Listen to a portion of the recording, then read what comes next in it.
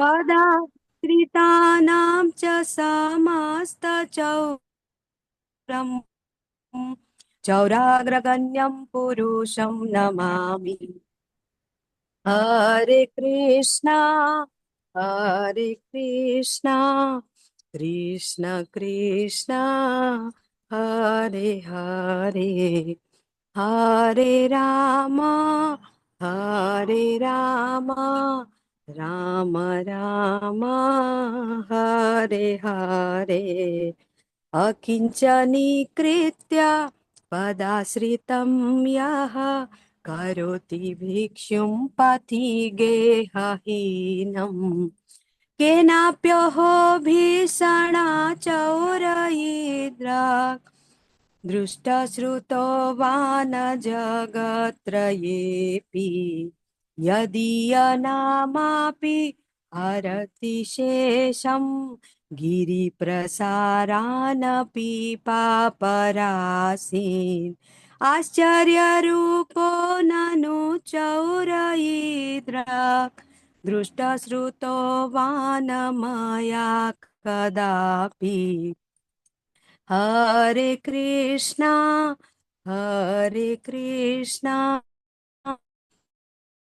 कृष्ण कृष्ण हरे हरे हरे राम राम राम हरे हरे धनं च मानं च तथेन्द्रियाणि प्राणांश्च हृत्वा मम सर्वमेव पलायसे कुत्र घृतौ त्यचौरा त्वं भक्तिदाम्नासि मया निरुद्ध छिन्नत्सि घोरं यमपाशबन्धम् भिन्नत्सि भीमं भव पाशबन्धम् छिन्नत्सि सर्वस्य समस्तबन्धम् नैवात्मनो भक्तकृतं तु बन्धम् हरे कृष्णा कृष्ण कृष्ण हरे हरे हरे राम राम राम हरे हरे मनमानसे तामस राशि घोरे कारागृहे दुःखमये निबद्धा लभस्व हे चौरहरे चिराय स्वचौर्योदौ दण्डम् कारागृहे वास सदा हृदयमदीये पाशदृढबन्धन निश्चलसन् त्वं कृष्ण हे प्रलयकोटि शतान्तरेऽपि सर्वस्वचौर हृदयान् हि मोचयामि हरे कृष्णा कृष्ण कृष्ण हरे हरे हरे राम राम राम हरे हरे हरे कृष्णा कृष्ण कृष्ण हरे हरे हरे राम राम राम हरे हरे हरे कृष्णा कृष्ण कृष्ण हरे हरे हरे राम राम राम हरे हरे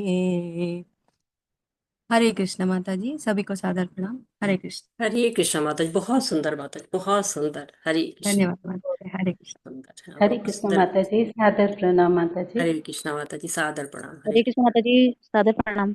हरे कृष्णा माता जी, सादर प्रणाम हरे सभी को। कृष्णा हरे माता जी, कृष्णा। दंडवत प्रणाम, सभी को हरे दंडवत कृष्णा प्रणाम। जी। तो शुरू करते हैं आज का सत्र। सबसे पहले मंगलाचरण से शुरू करते हैं। ओम नमो भगवते वासुदेवाय, ओम नमो भगवते वासुदेवाय, ओम नमो भगवते वासुदेवाय। ओम अज्ञानातिमिरान्धस्य ज्ञानञ्जनं शलाकया चक्षुरुन्मीलितं येन तस्मै श्रीगुरुवे नमः। श्रीचैतन्यमनोभीष्टं स्थापितं येन भूतले स्वयं रूप कदा मह्यं ददाति स्वपदान्तिकम्। वन्देऽहं श्रीगुरु श्रीयुतपदकमलं श्रीगुरून् वैष्णवांश्च श्रीरूपं साग्रजातं सहगण रघुनाथ अन्वितं तं सजीवं साद्वैतं सावधूतं परिजनसहितं कृष्णचैतन्यदेवं श्रीराधाकृष्णपादान् सहगण ललिता श्रीविशाखा अन्वितांश्च। हे कृष्ण करुणा सिंधु दीनबंधु जगतपते गोपेश गोपिका कांत राधा कांत नमस्तुते तप्त कांचन गौरांगी राधे वृंदावनेश्वरी विश्वानुसुते देवी प्रणमामि हरिप्रिये।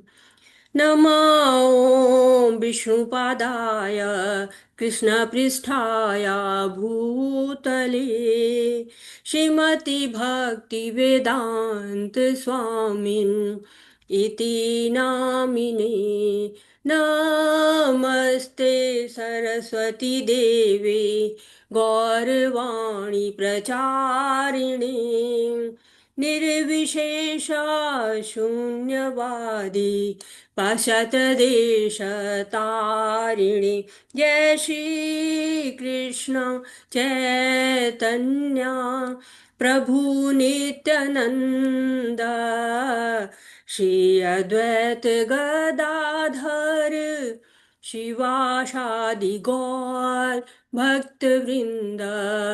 हरे कृष्णा हरे कृष्णा कृष्ण कृष्ण हरे हरे हरे रामा हरे रामा राम राम हरे हरे।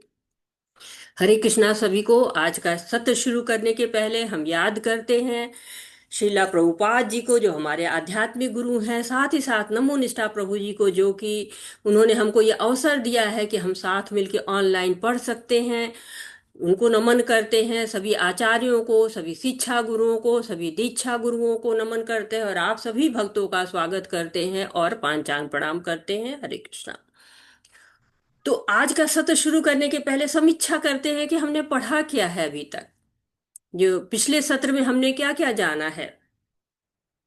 तो हमने जाना कि बरगद के पेड़ सादृश्य का अवलोकन किया हमने। पुरुषोत्तम का अर्थ समझा। भगवत गीता 14.34 की वर्तमान सामाजिक, नैतिक और पर्यावरण आदि मुद्दों के संबंध में प्रासंगिकता पर चर्चा की। कृष्ण भावनामृत के प्रचार में 15.7 से 15.15 के अनुप्रयोग पर चर्चा की। तो इतनी चर्चाएं हमारी हुई हैं, क्योंकि पहले हमने देखा कि हम लोगों ने 15वें अध्याय में भगवान ने भौतिक जगत का और साथ ही आध्यात्मिक जगत का एक वर्णन किया हुआ है। उसमें बताया है कि ये जो भौतिक जगत है, ये ऊर्ध्वमूलम अधोशाखम अश्वत्थम प्राहुर अव्ययम छंदासी यस्य पर्णानि यस्य वेद स वेदविद। तो ये पेड़ है जिसकी जड़ें क्या है, ऊपर है, शाखाएं नीचे हैं। पेड़ होता कैसा है, जिसकी जड़ नीचे होती है, शाखाएं ऊपर होती है, लेकिन ये उल्टा पेड़ है। तीन गुण है इसमें, प्रकृति में, और वो इस पेड़ को जो है वो पोषित करते रहते हैं। पोषण मिलता है तीन गुणों से उसको। जैसे हम डालते हैं, खाद डालते हैं, पानी डालते हैं, वैसे पोषण मिलता है। जड़ें ऊपर है। इस जगत की जड़ें जो है वो कौन है, भगवान श्री कृष्ण है। बाकी सब कौन है, सब नीचे हैं। और पेड़ की शाखाएं इंद्रियां हैं हमारी, पत्तियों से पहचान लेते हैं इस पेड़ को। तो इंद्रियों से, जो इंद्रिय विषय है ना, उनसे आकर्षण मिलता है, भोग करते हैं। और पेड़, कहते हैं कि पेड़ की पत्तियां वैदिक स्रोत हैं। वेदों को जान जाएंगे तो हम इस पेड़ को जान सकते हैं। टहनियां क्या है, इंद्रिय विषय हैं। इंद्रिय जो है वो इंद्रिय विषयों की तरफ आकर्षित होता रहता है, बद्ध हो जाता है। एक इच्छाएं खत्म हो दूसरी इच्छाएं आ जाती हैं, जैसे एक टहनी तोड़ो तो दूसरी उसमें दो तीन और टहनियां निकल लग जाती हैं, वैसे ही एक इच्छाएं पूरी हो दूसरी आ जाती है, उसी में भोग करते करते जीवन क्या होता है कि फिर देहांतरण हो जाता है। उत्तम और अधम योनियां मिल जाती हैं। कहा गया ना, पुरुष प्रकृतिस्थो ही भुंक्ते प्रकृति जान गुणान कारणम गुण संगोष्य सत असत योनि जन्मसु, सत्य और असत योनियां मिल जाती हैं। तो करना क्या, असंग के शस्त्र से, वैराग्य के शस्त्र से इसको काट कर मुक्त हो जाना है। जैसे होता है कि अगर आपको धागा उलझ जाता है, आप उसको सुधार नहीं सकते, ऊन उलझ जाती है, हम धीरे धीरे एक कोना से पकड़ते आखिरी कोने तक पहुंच जाते हैं। लेकिन जब अगर धागा उलझ जाए तो क्या उसको काटना ही पड़ता है, वैसे ही इसे काटना पड़ता है। ये भौतिक जगत में हमको अगर यहाँ से निकलना है, भगवत धाम पहुंचना है, तो करना क्या है, हमको ये असंग के शस्त्र से काट देना है, वैराग्य के शस्त्र से काट देना है। और इसके बाद भगवत धाम की भी चर्चा करते हैं भगवान कि काट दोगे शस्त्र तो जाओगे कहाँ। तो कह रहे न तद भासते सूर्यो न शशांको न पावकः यद गत्वा न निवर्तन्ते तद धाम परमा मम। मेरा धाम है ना, वहां पे न सूर्य की जरूरत है, न चंद्रमा की जरूरत है, बहुत प्रकाश है वहां पे, ज्ञान ही ज्ञान है।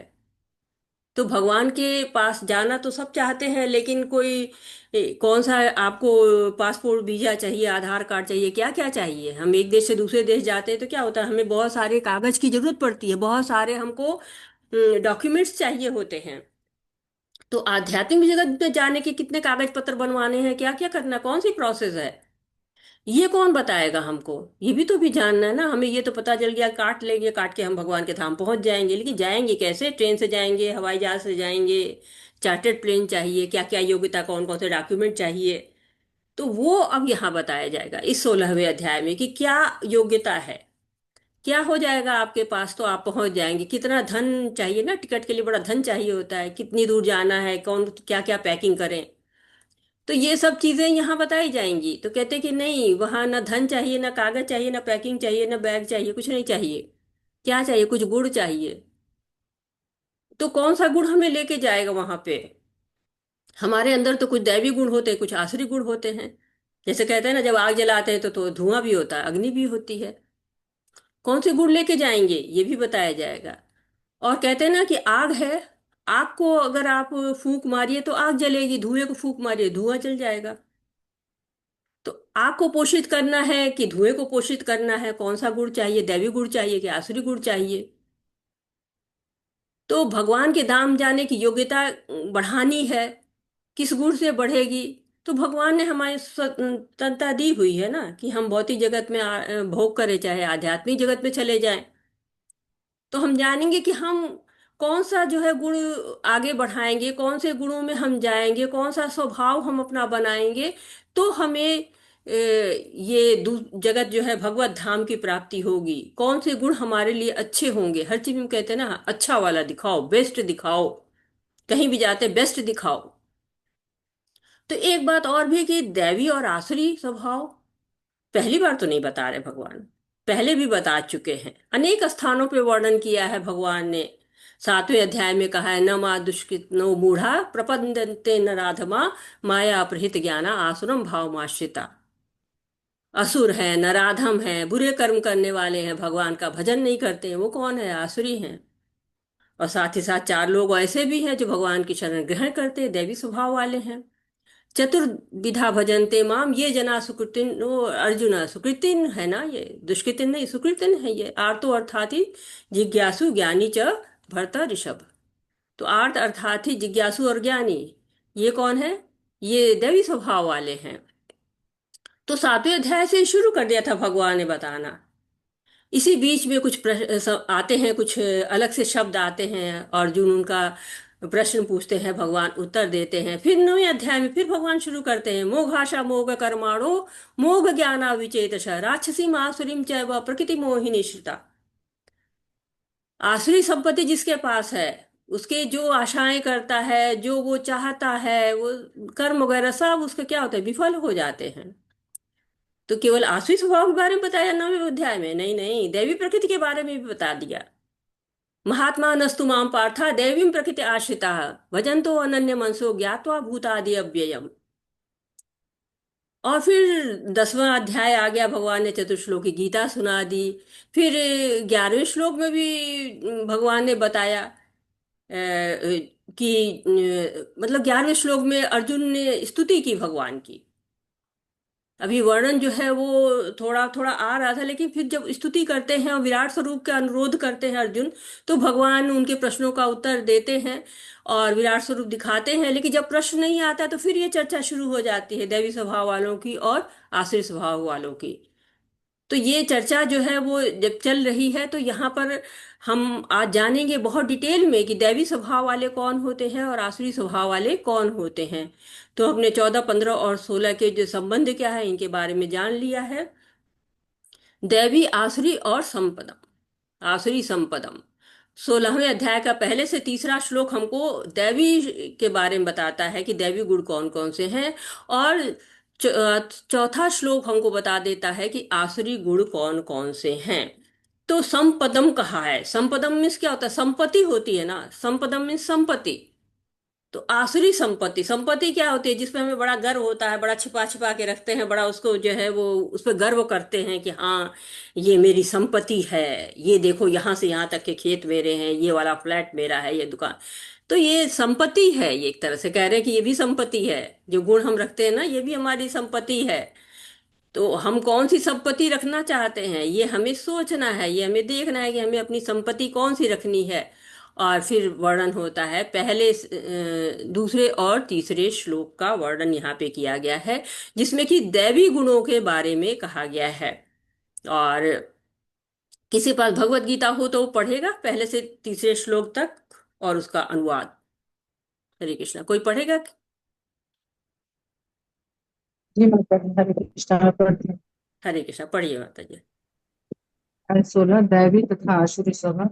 श्री भगवान उवाच अभयं सत्त्व संशुद्धिर् ज्ञान योग व्यवस्थितिः दानं दमश्च यज्ञश्च स्वाध्यायस्तप आर्जवम् अहिंसा सत्यं क्रोधस्त्यागः शान्तिर्पैशुनं दया भूतेषु लोलुप्त्वं मार्दवं ह्रीरचापलं तेजक्षमा धृतिः शौचं द्रोहो नातिमानिता भवन्ति सम्पदं दैवीं विजातस्य भारत। भगवान ने कहा, हे भरतपुत्र, निर्भयता, आत्मशुद्धि, आध्यात्मिक ज्ञान का अनुशीलन, दान, आत्मसंयम, यज्ञ परायणता, वेदाध्ययन, तपस्या, सरलता, अहिंसा, सत्यता, क्रोध विहीनता, त्याग, शांति, छिद्रान्वेषण में अरुचि, समस्त जीवों पर करुणा, लोभ विहीनता, भद्रता, लज्जा, संकल्प, तेज, क्षमा, धैर्य, पवित्रता, ईर्ष्या तथा सम्मान की अभिलाषा से मुक्ति, ये सारे दिव्य गुण हैं जो दैवी प्रकृति से संपन्न दैवतुल्य पुरुषों में पाए जाते हैं। हरे कृष्ण। हरे कृष्णा, बहुत बहुत धन्यवाद। तो पहले से तीसरे तक के श्लोक हमको दिव्य गुणों के बारे में बता रहे हैं 3 श्लोकों में। तो भक्ति करेंगे तो ये हमारे गुण अंदर आ जाएंगे, क्योंकि हम कहते हैं ना हमारा स्वभाव है, हम इसको नहीं बदल सकते हैं। तो ये स्वभाव बनता कैसे है? कहते हैं प्रकृति से, पोषण से और संस्कार से।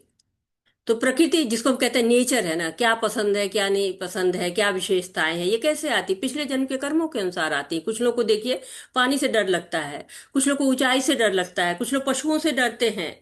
दूसरा पोषण, हमको कैसा वातावरण मिलता है उससे हम प्रभावित होते हैं। माँ बाप, नाते रिश्ते, मित्र जिनके साथ रहते हैं, उन सब से जो है वो हमारा संस्कार बनता है। तो प्रकृति, पोषण और संस्कार ये हमारे अंदर गुणों का निर्माण करते हैं, परंतु जो है वो इतना ही पर्याप्त नहीं है। हम स्वतंत्र हैं कि हम अपना व्यवहार कैसे चुनें।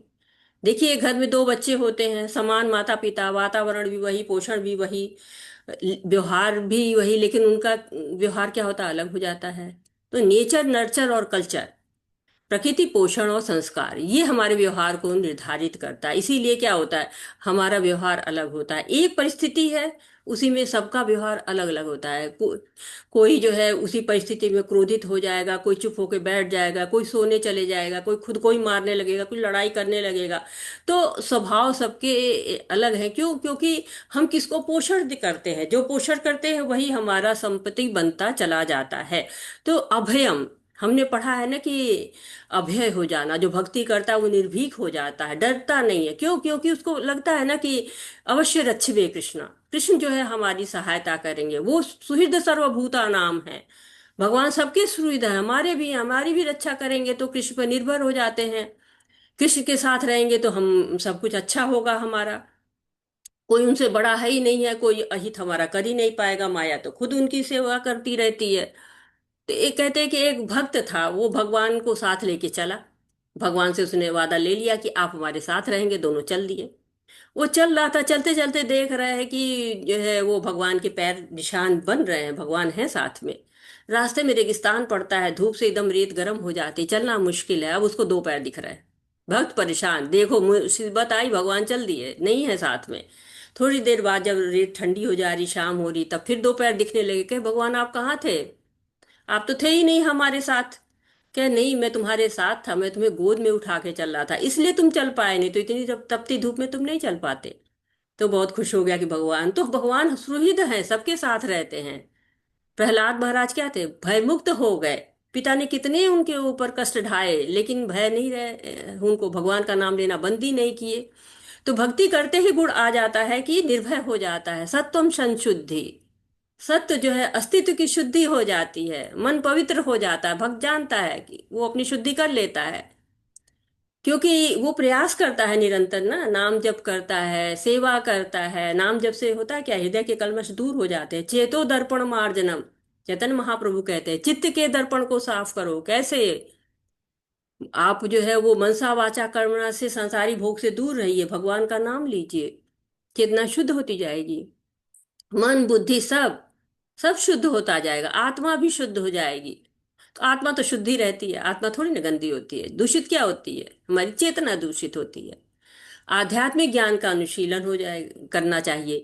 क्योंकि सांसारिक ज्ञान आवश्यक है, क्योंकि संसार में आए हैं, कहते हैं दुनिया में हम आए हैं तो जीना ही पड़ेगा। तो दुनिया तो है, वो है, आपको भौतिक कार्य करने हैं, लेकिन कैसे? भगवान को समर्पित करके आध्यात्मिक ज्ञान को प्राप्त करेंगे। जैसे जैसे आध्यात्मिक ज्ञान को प्राप्त करेंगे, और हमारा उद्देश्य क्या है? आध्यात्मिक जगत में जाना। भौतिक जीवन आकर्षित करता है, लेकिन जब हम समझ जाते हैं तो फिर हम कि कृष्ण हमारे मित्र हैं, कृष्ण के धाम हमें जानना है, तो फिर हम कृष्ण के अनुसार ही सारे कार्य करने लगते हैं। उनके बारे में सुनना अच्छा लगने लगता है। जैसे परीक्षित महाराज थे, उनको पता चला 7 ही दिन बचे हैं, और कोई रहता तो राजा है, लाओ मैं ये फाइल निपटा दूं, वो फाइल निपटा दूं, घर वालों के लिए बैंक बैलेंस ठीक कर दूं, 7 जन्म की व्यवस्था कर दूं। कुछ नहीं, खाना पीना सब छोड़ दिया, भगवान के बारे में सुनने लगे। सुखदेव महाराज से श्रवण किया भगवान के बारे में। दान दमश्च यज्ञश्च, दान बहुत महत्वपूर्ण है गृहस्थ आश्रम के लिए। दान देना कोई कर्म नहीं होता है, दान मानसिकता होती है। मानसिकता कैसे बनती है? आदतों से। तो संग्रह की आदत बनाएंगे तो संग्रह करेंगे, छोड़ने की आदत बनाएंगे तो छूटता जाएंगे। आसक्ति को कम करना है। बचपन में कहते हैं ना, शेयर करो बच्चे, थोड़ा सा दे दो, दूसरों उनको दे दो, उनको दे दो। शेयरिंग इज केयरिंग कहा जाता है। दूसरों के साथ बांटिए। कई लोग कहते हैं हमारे पास है ही नहीं, हम कहाँ से बांटे, जब होगा तो बांट देंगे। लेकिन नहीं, आदत डालनी, थोड़ा थोड़ा निकालने की आदत डालनी है। जैसे गुल्लक बनते हैं ना, बच्चों को घर में गुल्लक बनाते हैं, थोड़ा थोड़ा डालो। जब 10 रुपए होते 10 रुपए डालते, 50 होता 50 डालो। तो हमें पता ही नहीं चलेगा कब हमारे पास ज्यादा हो गया। और शील रूप गोस्वामी ने, सनातन गोस्वामी ने हमको दिखाया है जीवन में कि दान कैसे करना चाहिए। तो उन्होंने अपना आधा धन दान कर दिया, 50% दान कर दिया, 25% जरूरतमंदों को देने के लिए रखा, और 25% अपने पास रखा अपने काम के लिए। तो 50% हमें वैष्णव सेवा में लगाना चाहिए।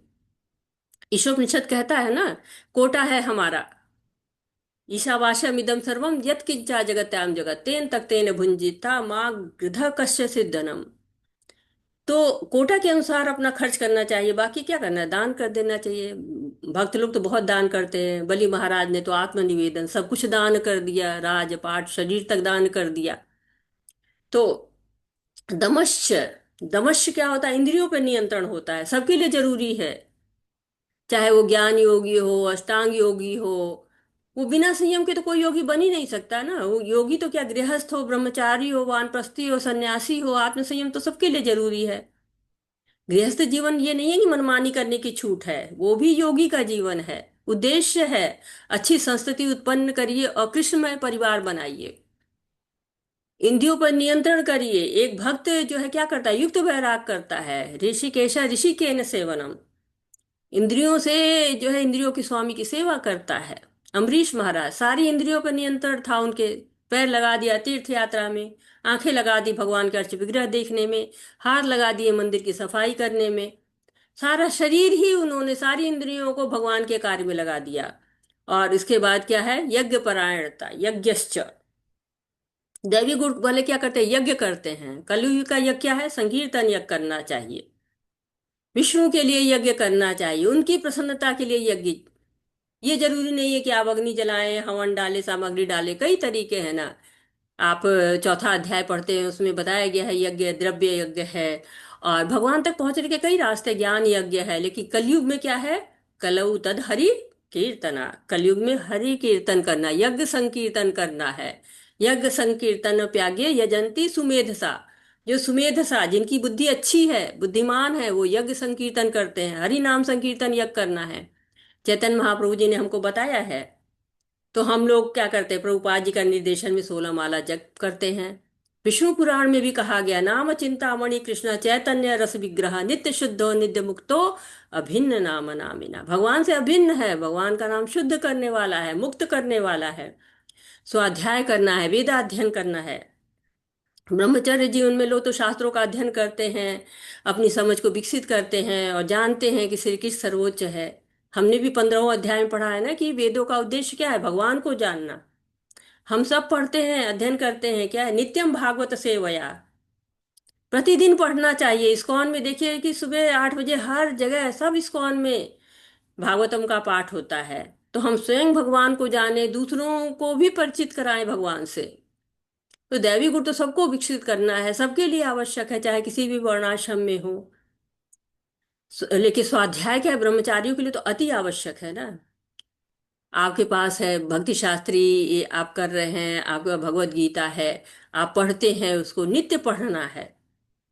उसकी आप दैवी स्वभाव कैसे विकसित होंगे, कौन से दैवी स्वभाव है, आप पढ़ सकते हैं, अपने विकसित कर सकते हैं। तपस्या किसके लिए जरूरी है, तपस्या सब करते हैं। एकादशी का व्रत करते हैं, तप करते हैं। जन्माष्टमी का व्रत करते हैं, तप करते हैं। वानप्रस्थी लोग बहुत तप करते हैं, सन्यासी लोग बहुत तप करते हैं। ब्रह्मा जी ने कितना लंबा तप किया जब उनको सृष्टि बनानी हुई। जब उनको समझ में नहीं आ रहा क्या करूं, मैं क्यों आया हूं, मेरे जीवन का उद्देश्य क्या है, तब उनको सुनाई पड़ी आवाज, तप तप। पानी की बूंदें गिर रही थी, उससे आवाज आती है। पानी से क्या आवाज आती है, कहते हैं लोग कि टप टप। अंग्रेज लोगों ने बताया है कि टप टप करती है। टी उनके यहाँ है ना, तो ही नहीं है। हमारे यहाँ लोग कहते हैं तप तप। तप जो है, हम लोग तो अंग्रेजों को फॉलोअर्स है, फॉलो कर लिया, टप टप करने लगे। लेकिन ब्रह्मा जी को क्या सुनाई दिया, तप तप, तपस्या करने लगे। तपस्या का अर्थ क्या होता है, तपाना।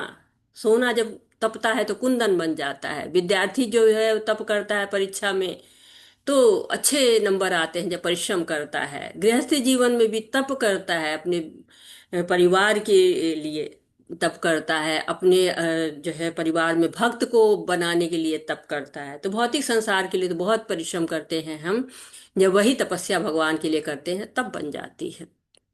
सरलता, भक्त सरल होता है, सरल खान पान, पहनावा, रहन सहन, सब सरल। जीवन जितना जटिल करेंगे ना, उतने ही ज्यादा हम परेशान हो गए। कुछ लोग जो क्या होते, फूडी होते हैं, दिन भर क्या खाया, कुछ खाया, क्या खाया, ये खाया, अब दोपहर में क्या खाएंगे, रात में क्या खाएंगे, तो यही करते रहते हैं। लेकिन भक्त क्या करता है, भक्त नहीं, जो मिला भगवान का भोग मिला और बस वही खा लेता है। और ज्यादातर लोग झूठ उठ जो बोलते हैं, वो तो भूल ही जाते किसके सामने क्या बोला था। सुदामा जी की सरलता देखिए, भक्ति कितना सरल। सुदामा जी गिन के घर सोच लेते थे, इतने घर मांगेंगे, मिला तो खा लिया, नहीं मिला तो भूखे रह गए। अहिंसा, भगवान से किसी को परिचित कराए, यही अहिंसा है।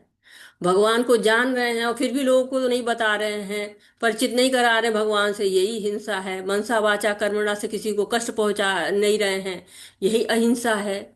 हम वाणी से, कर्मों से किसी का अहित ना सोचे न करें, मन में भी ना आए कि हम किसी को अहित करें। आप में बल है कि आप किसी को क्षति पहुंचा सकते हैं, फिर भी किसी को क्षति नहीं पहुंचा रहे हैं, ये भी क्या अहिंसा है। सहायता करते हैं कुछ लोग, शारीरिक रूप से सहायता करते हैं, धन से सहायता करते हैं, ये बहुत अच्छी बात है। लेकिन भगवान से परिचित करा दें, ये तो सबसे अच्छी बात यही होती है। परमानेंट इलाज है, छोटे छोटे इलाज क्यों करना, परमानेंट इलाज कर लो। भक्ति करेंगे तो फिर बाकी चीजों की आवश्यकता समाप्त हो जाएगी, क्योंकि या तो तुष्टि आ जाएगी या भगवान द्वारा मिल जाएगी उसको चीजें, सत्यता। शीला प्रभुपाद जी इसके उदाहरण है, भगवत गीता लिखी उन्होंने, भागवतम की टीका लिखी, बिल्कुल एज इट इज रख दिया, जैसे भगवान ने कहा वैसा ही प्रस्तुत कर दिया। क्रोध का अभाव, भक्त लोग क्रोध नहीं करते हैं, परंतु कभी कभी भक्तों को क्रोध आता है, जैसे हनुमान जी को आ गया। उन्हें क्रोध जो है वो स्वयं के लिए नहीं आया था, भगवान के लिए आया था, क्योंकि भगवान का अपमान हो रहा था। क्रोध से लंका जला दी, क्रोध का उपयोग भगवान के लिए किया। दूसरा क्रोध हम स्वयं के लिए करते हैं, जब स्वयं के लिए करते हैं तो क्या होता है, पढ़ा है हमने दूसरे अध्याय में, ध्यायते विषयान पुंसा संगस्तेषु उपजायते संगात संजायते कामा कामात क्रोधा विजायते क्रोधादि भवति सम्मोहा सम्मोहा स्मृति भ्रमम स्मृति भ्रंशाद बुद्धिनाशो बुद्धिनाशो प्रणश्यति, तो पतन हो जाएगा। क्योंकि जब हम विषयों को सोचते हैं, कामनाएं हमारी होती हैं और नहीं मिलती हमको, तो क्या होता है, हमको क्रोध आता है। क्रोध से सम्मोह होता है, सम्मोह से स्मृति चली जाती है, स्मृति से बुद्धि चली जाती है, और बुद्धि से पतन हो जाता है। तो हम किसी भी जगह पे रुक जाएं, क्योंकि विषय तो हर जगह फैले हुए हैं ना। आजकल का समय है, टीवी है, कंप्यूटर है और मोबाइल है, विषय ही विषय हैं, नहीं चाहते हुए भी सामने आ जाते हैं। तो उनको ध्याइए तब दिक्कत है। आगे चले गए कोई दिक्कत नहीं, किसी भी स्थिति पर रुक जाना चाहिए, जहां रुकेंगे नहीं वहीं पतन होगा। आध्यात्मिक क्रोध दूसरा होता है कि कोई भक्ति नहीं करने दे रहा, व्यवधान डाल रहा है, वैष्णव की निंदा कर रहा है, भगवान की निंदा कर रहा है, तो तब आध्यात्मिक क्रोध आता है। जैसे कि हम देखते हैं कि कोई हमारे माता पिता को कोई कुछ कह दे, हमारे गुरु को कोई कुछ कह दे, भगवान को कुछ कह दे, वो तो माता धाता पितामह सब है, वैष्णव निंदा कर रहा है कोई, तब क्रोध आना चाहिए।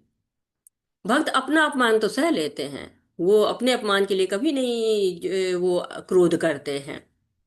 भक्ति विनाथ ठाकुर तो कहते हैं कि मुझे जो है वो कुत्ता बना लो आप अपना, मैं मायावादियों को काटना चाहता हूँ, क्योंकि वो आपको नहीं मानते हैं, वो जो है वो आपकी निंदा करते हैं, तो मुझे अच्छा नहीं लगता है, मैं कुत्ता बनना कि उनको काटना चाहता हूँ। तो भक्त तभी क्रोध करते हैं, अपनी इंद्रिय तृप्ति के लिए क्रोध नहीं करते हैं। क्रोध करने से क्या होता है, शरीर दूषित होता है, अनर्थ करते हैं, मन दूषित होता है।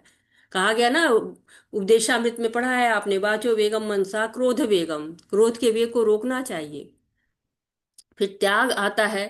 त्याग का अर्थ लोग सोचते हैं सब त्याग दो, पर त्याग का वास्तविक अर्थ क्या होता है, स्वयं की इच्छा को त्यागो, भगवान की इच्छा को अपनाओ, भगवान की सेवा में लगाओ। तेरा तुझको अर्पण क्या लागे मेरा, गाएंगे तो प्रतिदिन, लेकिन त्यागना बड़ा मुश्किल है। कैसे त्यागे, वो त्याग दो जो भक्ति में बाधा डाल रहा है। अनुकूल से संकल्प प्रतिकूल से वर्जनम, प्रतिकूल हो त्याग दीजिए। कहा गया ना कि भगवान ने 9वें अध्याय में कहा है कि अपना खान पान तपस्या दान सब मुझे अर्पित कर दो। यत करोषि यज्ञाशी यज्जो होशी ददाशियत, यत तपस्यासी कौन्तेय तत्कुरुष मद अर्पणा।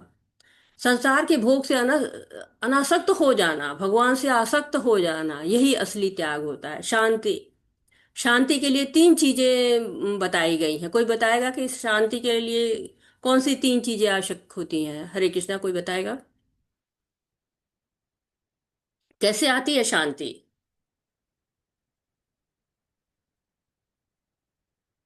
हरे कृष्णा। हरे कृष्ण माता जी। जी प्रभु जी। आ, जैसे कि चैतन्य चरितमृत में कहा गया है कि कृष्ण भक्त निष्काम अतएव शांत, मुक्ति भुक्ति सिद्धि कामी सकली अशांत। तो जो तीन बातें हैं, मुक्ति भुक्ति और सिद्धि, अगर इन तीन कामनाओं का जो त्याग कर देता है और कृष्ण की भक्ति में लगता है, वही केवल शांत रहता है। हरे कृष्ण माता जी। हरे कृष्णा प्रभु जी। भगवत गीता से कोई बताएगा, भगवत गीता हरे में कृष्ण। शांति के लिए क्या हरे बताया कृष्ण। गया है? हरे हरे कृष्ण माता जी। हरे वो कृष्ण। 5.29 में भी है ना, भोक्ताराम यज्ञ तपसाम सर्वलोको महेश्वरम सुहृदम सर्वभूतानां ज्ञात्वा माम सर्वमिति मुच्यते। हाँ उसमें बिल्कुल। हमें शांति तत्व के बारे में बताया गया था कि जो है वो तो सब मतलब भगवान ही परम भोक्ता है, वही आत्माराम है, वही सब भोगते हैं। तो जब तक हमें ये चीज नहीं समझ आए कि हम लोग नहीं भोगते हैं, परम भोक्ता भगवान श्री कृष्ण है, तब तक शांति नहीं प्राप्त होती। बिल्कुल, बहुत सुंदर माता जी कि जो है शांति सूत्र बताया गया है कि परम भोक्ता भगवान है, परम नियंता भगवान है। और इतना होने पर भी, इतना ऊंची पोस्ट होने पर भी सुहृद है हमारे, जीव भोक्ता नहीं भगवान भोक्ता है। और जब जीव भोक्ता बनना चाहता है तो फंस जाता है। हर चीज का नियंत्रण जब अपने हाथ में लेना चाहेंगे तो हम भोक्ता बनेंगे। और मजे की बात यह है कि हमारा कोई नियंत्रण ही नहीं हमारे पर। खाना हम खुद नहीं पचा सकते हैं, सांस पे भी भगवान नियंत्रण रखते हैं। तो सब कुछ उनके अधीन है, उसके बाद भी वो हमारे मित्र हैं, परम हितैषी हैं। भौतिक जगत में कोई मित्र जरा ऊंचे पोस्ट पे होता है, हम बड़ा गर्व करते हैं, तो हमें गर्व होना चाहिए कि हमारा हितैषी कौन है? परम पिता परमेश्वर श्री कृष्णा है। और कहते हैं कि दोष खोज में संयम, छिद्रान्वेषण में रुचि कहा जाता है कि छोटी छोटी बातों में हम कमी निकालते हैं। हमारा मन ऐसा है कि हम जो है वो छोटी छोटी बातों में खोजते रहते हैं। अब 31 दांत हैं मुंह में, 32 दांत हैं, बड़े साफ सुथरे हैं। 32 दांत साफ में 31 साफ सुथरा है, एक जो है वो गड़बड़ हो गया, उसमें कोई एक रेशा फंस गया, जीभ वहीं जाएगी, बार बार जीभ तंग करेगी, बार बार ढूंढेगी उस रेशे को। तो हम भी छिद्रान्वेषण करते हैं, उसमें रुचि नहीं रखनी चाहिए। भक्त नहीं रखता है। भक्त क्यों नहीं रखता है? क्योंकि वो अपने आप को खुद ही तुच्छ मानता है कि हम ही में कमियां हैं, सारी कमियां खुद ही में ढूंढता रहता है। चैतन्य महाप्रभु ने कहा, तृणादपि सुनिचेना तरो रूपी सहिष्णु। तृण के समान जो है वो सहिष्णु होना चाहिए, दीनता में रहना चाहिए।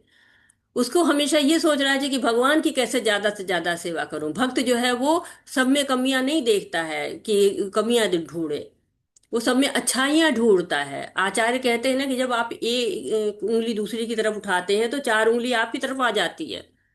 और ये आप पक्का है करके देख लीजिए। तो जो आप जो दोष है रोज आप रचिए, इसका ये दोष है, इसका ये दोष है, कुछ दिनों बाद वो दोष आप में दिखाई देना शुरू हो जाएगा। इसीलिए बचना चाहिए, निंदा से बचना चाहिए, वैष्णव का आदर करना चाहिए।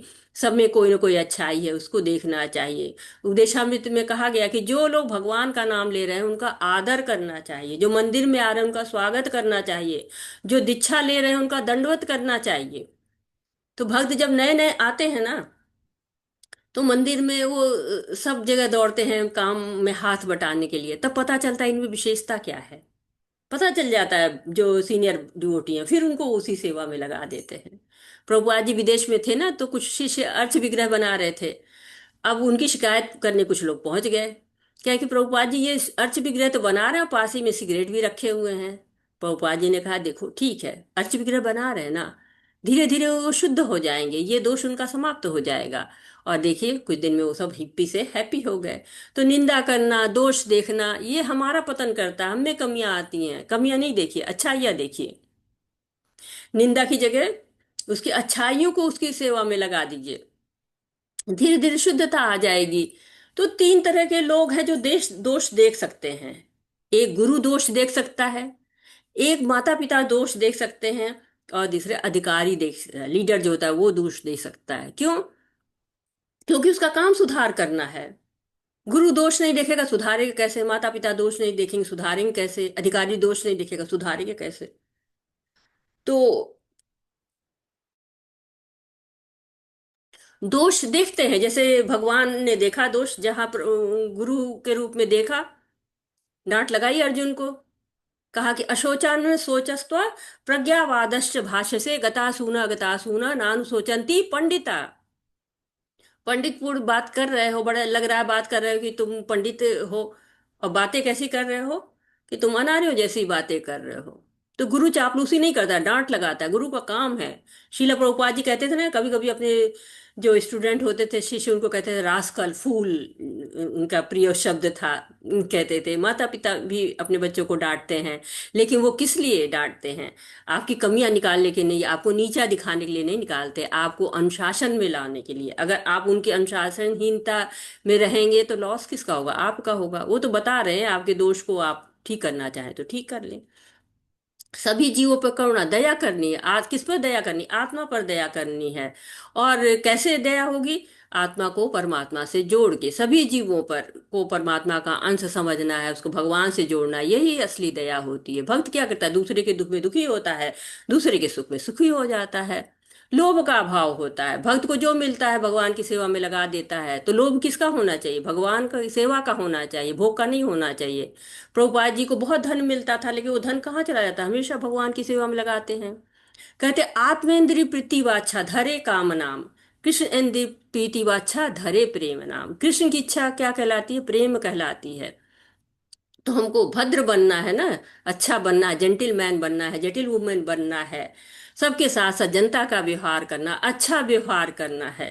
भक्त जो है वो, चाहे भागवतम पढ़ा हो ना हो, भगवत गीता पढ़ा हो ना पढ़ा हो, लेकिन व्यवहार में भक्ति में रहता है तो भद्र पुरुष होता है, सभ्य होता है। भक्त का व्यवहार कैसा होता है? सब आचरण अच्छा होना चाहिए। भक्त को सब लोग आदर करते हैं। सबसे ज्यादा कमियां भक्त में निकाली जाती हैं। तो और साथ ही साथ अगर आपका व्यवहार अच्छा होगा ना, तो प्रभावित होकर लोग भक्ति में आएंगे। और गलत काम करेंगे तो ये कहेंगे कि ये तो भक्त है, यही ऐसा व्यवहार कर रहा है, हम मतलब कटघरे में लोग खड़ा करते हैं। और साथ ही साथ समाज में गलत संदेश भी जाएगा कि ये लोग भक्त हैं लेकिन अच्छे भक्त नहीं है, तो वो भी प्रभावित नहीं होते हैं। और कहते हैं ना कि पंखा है, तो पंखा चलाते हैं तो धीरे धीरे रुकता है, तो भक्त में कमी हो सकती है। भक्त जो दूसरा भक्त होता है वो नहीं देखता है, लेकिन जो बाहरी लोग रहते हैं वो लोग जरूर देखते हैं इस तरह से। और लज्जा क्या है? कि भक्त मुंह नहीं छिपाता है। लज्जा का अर्थ ये नहीं कि गलत के कारण लज्जित हो रहा है, बल्कि कोई माला कम हो गई, कोई सेवा में कम रह गई, तो उसको लज्जा, उसको ग्लानि होती रहती है। और लज्जा का भी पैमाना हर जगह अलग अलग होता है। भक्ति में लज्जा इसी बात की होती है कि सेवा पूरी तरह से नहीं हुई। संकल्प बनाना चाहिए, नियम पर रहना चाहिए, दृढ़ता से उस पर चलना चाहिए। और इसका बहुत अच्छा उदाहरण शिला प्रभुपाद जी का है। संकल्प लिया उन्होंने, 40 साल तक अथक परिश्रम किया। लोग संकल्प लेते हैं तो करते हैं, 16 माला के संकल्प लिया, और चाहे जो भी परिस्थिति हो उसमें हम जरूर करेंगे। मंगला आरती है, उसमें जरूर जाएंगे, चाहे पानी बरसे, चाहे जाड़ा हो, चाहे गर्मी हो, सुबह स्नान करेंगे, ध्यान करेंगे, और मंगल आरती में पहुंचेंगे ही पहुंचेंगे। तो ये जो है वो लगन रहती है भगवान की, इसलिए संकल्प लेते हैं, संकल्प लेते हैं तो करते ही करते रहते हैं। नहीं तो भौतिकता में संकल्प लेते हैं लोग कि 1 जनवरी को कि अरे ये नहीं करेंगे, और 31 जनवरी तक आते हैं, क्या आपका संकल्प चल रहा है? नहीं नहीं, वो तो कब का टूट गया, वो तो एक हफ्ता भी नहीं चल पाया। तो भगवान की जब भक्ति करते हैं ना, तो ये संकल्प का गुण आ ही जाता है, ये आना ही आना है। और तेज जो है, वो कहते हैं ना कि तेज का मतलब ये नहीं है कि वो कहीं लड़ाई पर चले जाते, युद्ध के मैदान में जाके युद्ध करते हैं। नहीं, तेज का मतलब होता है कि वो भगवान के भक्त सेवा में अपना शौर्य दिखाते हैं, प्रचार प्रसार में दिखाते हैं। कि कुछ भक्त होते हैं, अभी हम लोग प्रभु जी की मीटिंग कर रहे थे तो कह रहे थे कि एक भक्त जो है वो बिल्कुल नाटकीय तरीके से जो है वो प्रचार प्रसार करते थे। तो वो क्या है, अपना विशेषताएं जो होती हैं उसके अनुसार अपना कार्य करते हैं। अर्जुन की विशेषता भी है ना, युद्ध कर सकता है, योद्धा है, तो उसको भगवान के लिए युद्ध करना है। तो जो भी गुण हो भगवान को समर्पित कर देना है। और एक चीज और है, तेज के नाम पे मुझे याद आता है कि भक्त जो लोग रहते हैं, शुद्ध भक्त होते हैं, कितने तेजस्वी रहते हैं। उनका मुखमंडल देखिए ना, अपने नमो निष्ठा प्रभु जी को देखिए, कितना चमकता रहता है चेहरा। कोई ब्यूटी कॉस्मेटिक्स कुछ नहीं उनको चाहिए, और चमकते रहते हैं। जबकि दूसरे लोग कितना प्रयास करते हैं कि चमक आ जाए, चमक आ जाए, लेकिन जो लोग भक्ति करते हैं उनके चेहरे की चमक अलग ही रहती है। ना उनको धन बर्बाद करते हैं, ना समय व्यर्थ करते हैं, लेकिन चेहरा चमकता रहता है। क्षमा क्या है? क्षमा बलशालियों का आभूषण कहा जाता है। ज्यादातर लोग कहते हैं कि नहीं, क्षमा कर देते क्योंकि कायर हैं, लेकिन नहीं, क्षमा करके हम और हल्के हो जाते, और सात्विक हो जाते हैं, और ज्यादा हम अपने में मजबूत हो जाते हैं। एक तो भक्त किसी को अपना शत्रु मानता ही नहीं, इसलिए क्षमा बहुत जल्दी कर लेता है। कहते हैं ना कि हम जिसकी क्षति चाहते हैं, हानि चाहते हैं, लेकिन वैष्णव तो किसी की हानि चाहता ही नहीं है, तो वो तो सबको क्षमा कर देता है। जो भगवान भी जो है वो कहते हैं ना कि भगवान कृपा सिंधु है, करुणा सिंधु है। वैसे वैष्णव भी क्या होता है? कृपा सिंधु हो जाता है, करुणा सिंधु हो जाता है। हम लोग रोज कहते हैं ना, वाछा कल्पतरुभ्यश्च कृपा सिंधु एव च पतितानां पावनेभ्यो वैष्णवेभ्यो नमो नमः। वैष्णव क्या है? कल्प वृक्ष है। सबकी इच्छा पूरी करता है और सारे पतित आत्माओं को पावन करता है। तो वैष्णव कितना जो है कृपा देने वाला है, सबको कृपा बांटता चलता है। धैर्य, भक्ति में धैर्य होना चाहिए ना, कि ऐसा नहीं है कि हमने एक माला की भक्ति मिल गई, नहीं, धीरे धीरे 16 माला करे।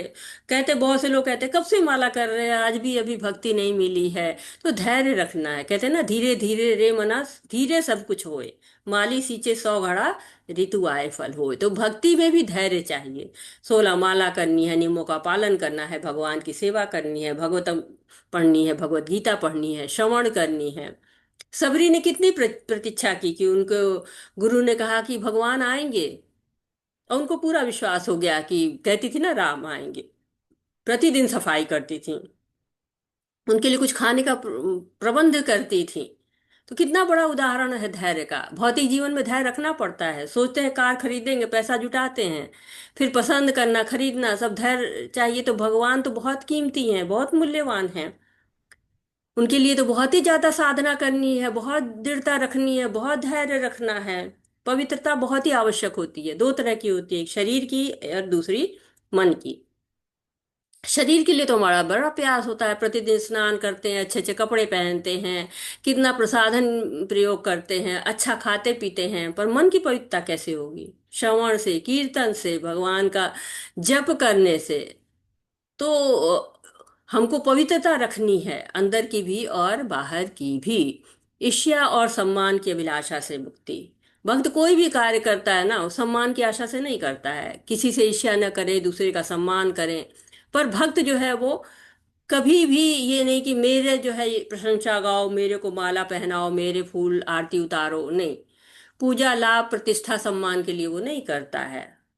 लेकिन जो और लोग होते हैं, भक्त नहीं होते हैं, वो उनको रहता है कि मेरा अपमान ना होने पाए। प्रजापति दक्ष थे ना, उन्होंने शिव जी का अपमान किया, भागवतम में कथा आती है। क्यों? क्योंकि उनके सम्मान में शिव जी खड़े नहीं हुए थे, तो उनको क्रोध आ गया। तो ये सम्मान की अभिलाषा हुई, जो कि शिव जी को तो नहीं कोई सम्मान की अभिलाषा थी, और यही अभिलाषा उनके पतन का कारण मिली। तो हर कार्य के लिए सम्मान मिले, प्रशंसा मिले, आवश्यक नहीं है। इसलिए इसके लिए भक्त कभी भी प्रयास नहीं करता है। कहते हैं ना, कहीं प्रशंसा कहीं पे ताली, कहीं भरामन कहीं पे खाली। तो ये भौतिक जगत है, यहाँ ऐसा होता ही रहता है। अभिलाषा करेंगे तो पूरी हो जाए, आवश्यक नहीं है। जब भक्त प्रशंसा चाहेगा ना, तो उसका सेवा का उद्देश्य ही बदल जाएगा। फिर वो सेवा उस हिसाब से करेगा कि मेरे लोग प्रशंसा करें, हमेशा मुंह देखेगा कि देखिए हमें प्रशंसा हो रही है कि नहीं हो रही है। जैसे प्रजापति थे, उन्होंने सोचा कि मैंने तो बड़ा सृष्टि में योगदान किया है, मुझे तो सम्मान मिलना ही मिलना चाहिए। तो आजकल लोग तो पैसा लेके सम्मान बटोरते हैं, अवार्ड मिलते हैं, तरह तरह के पैसे लेके लोग अवार्ड लेते हैं। लेकिन भक्त को सम्मान मिलता है कब?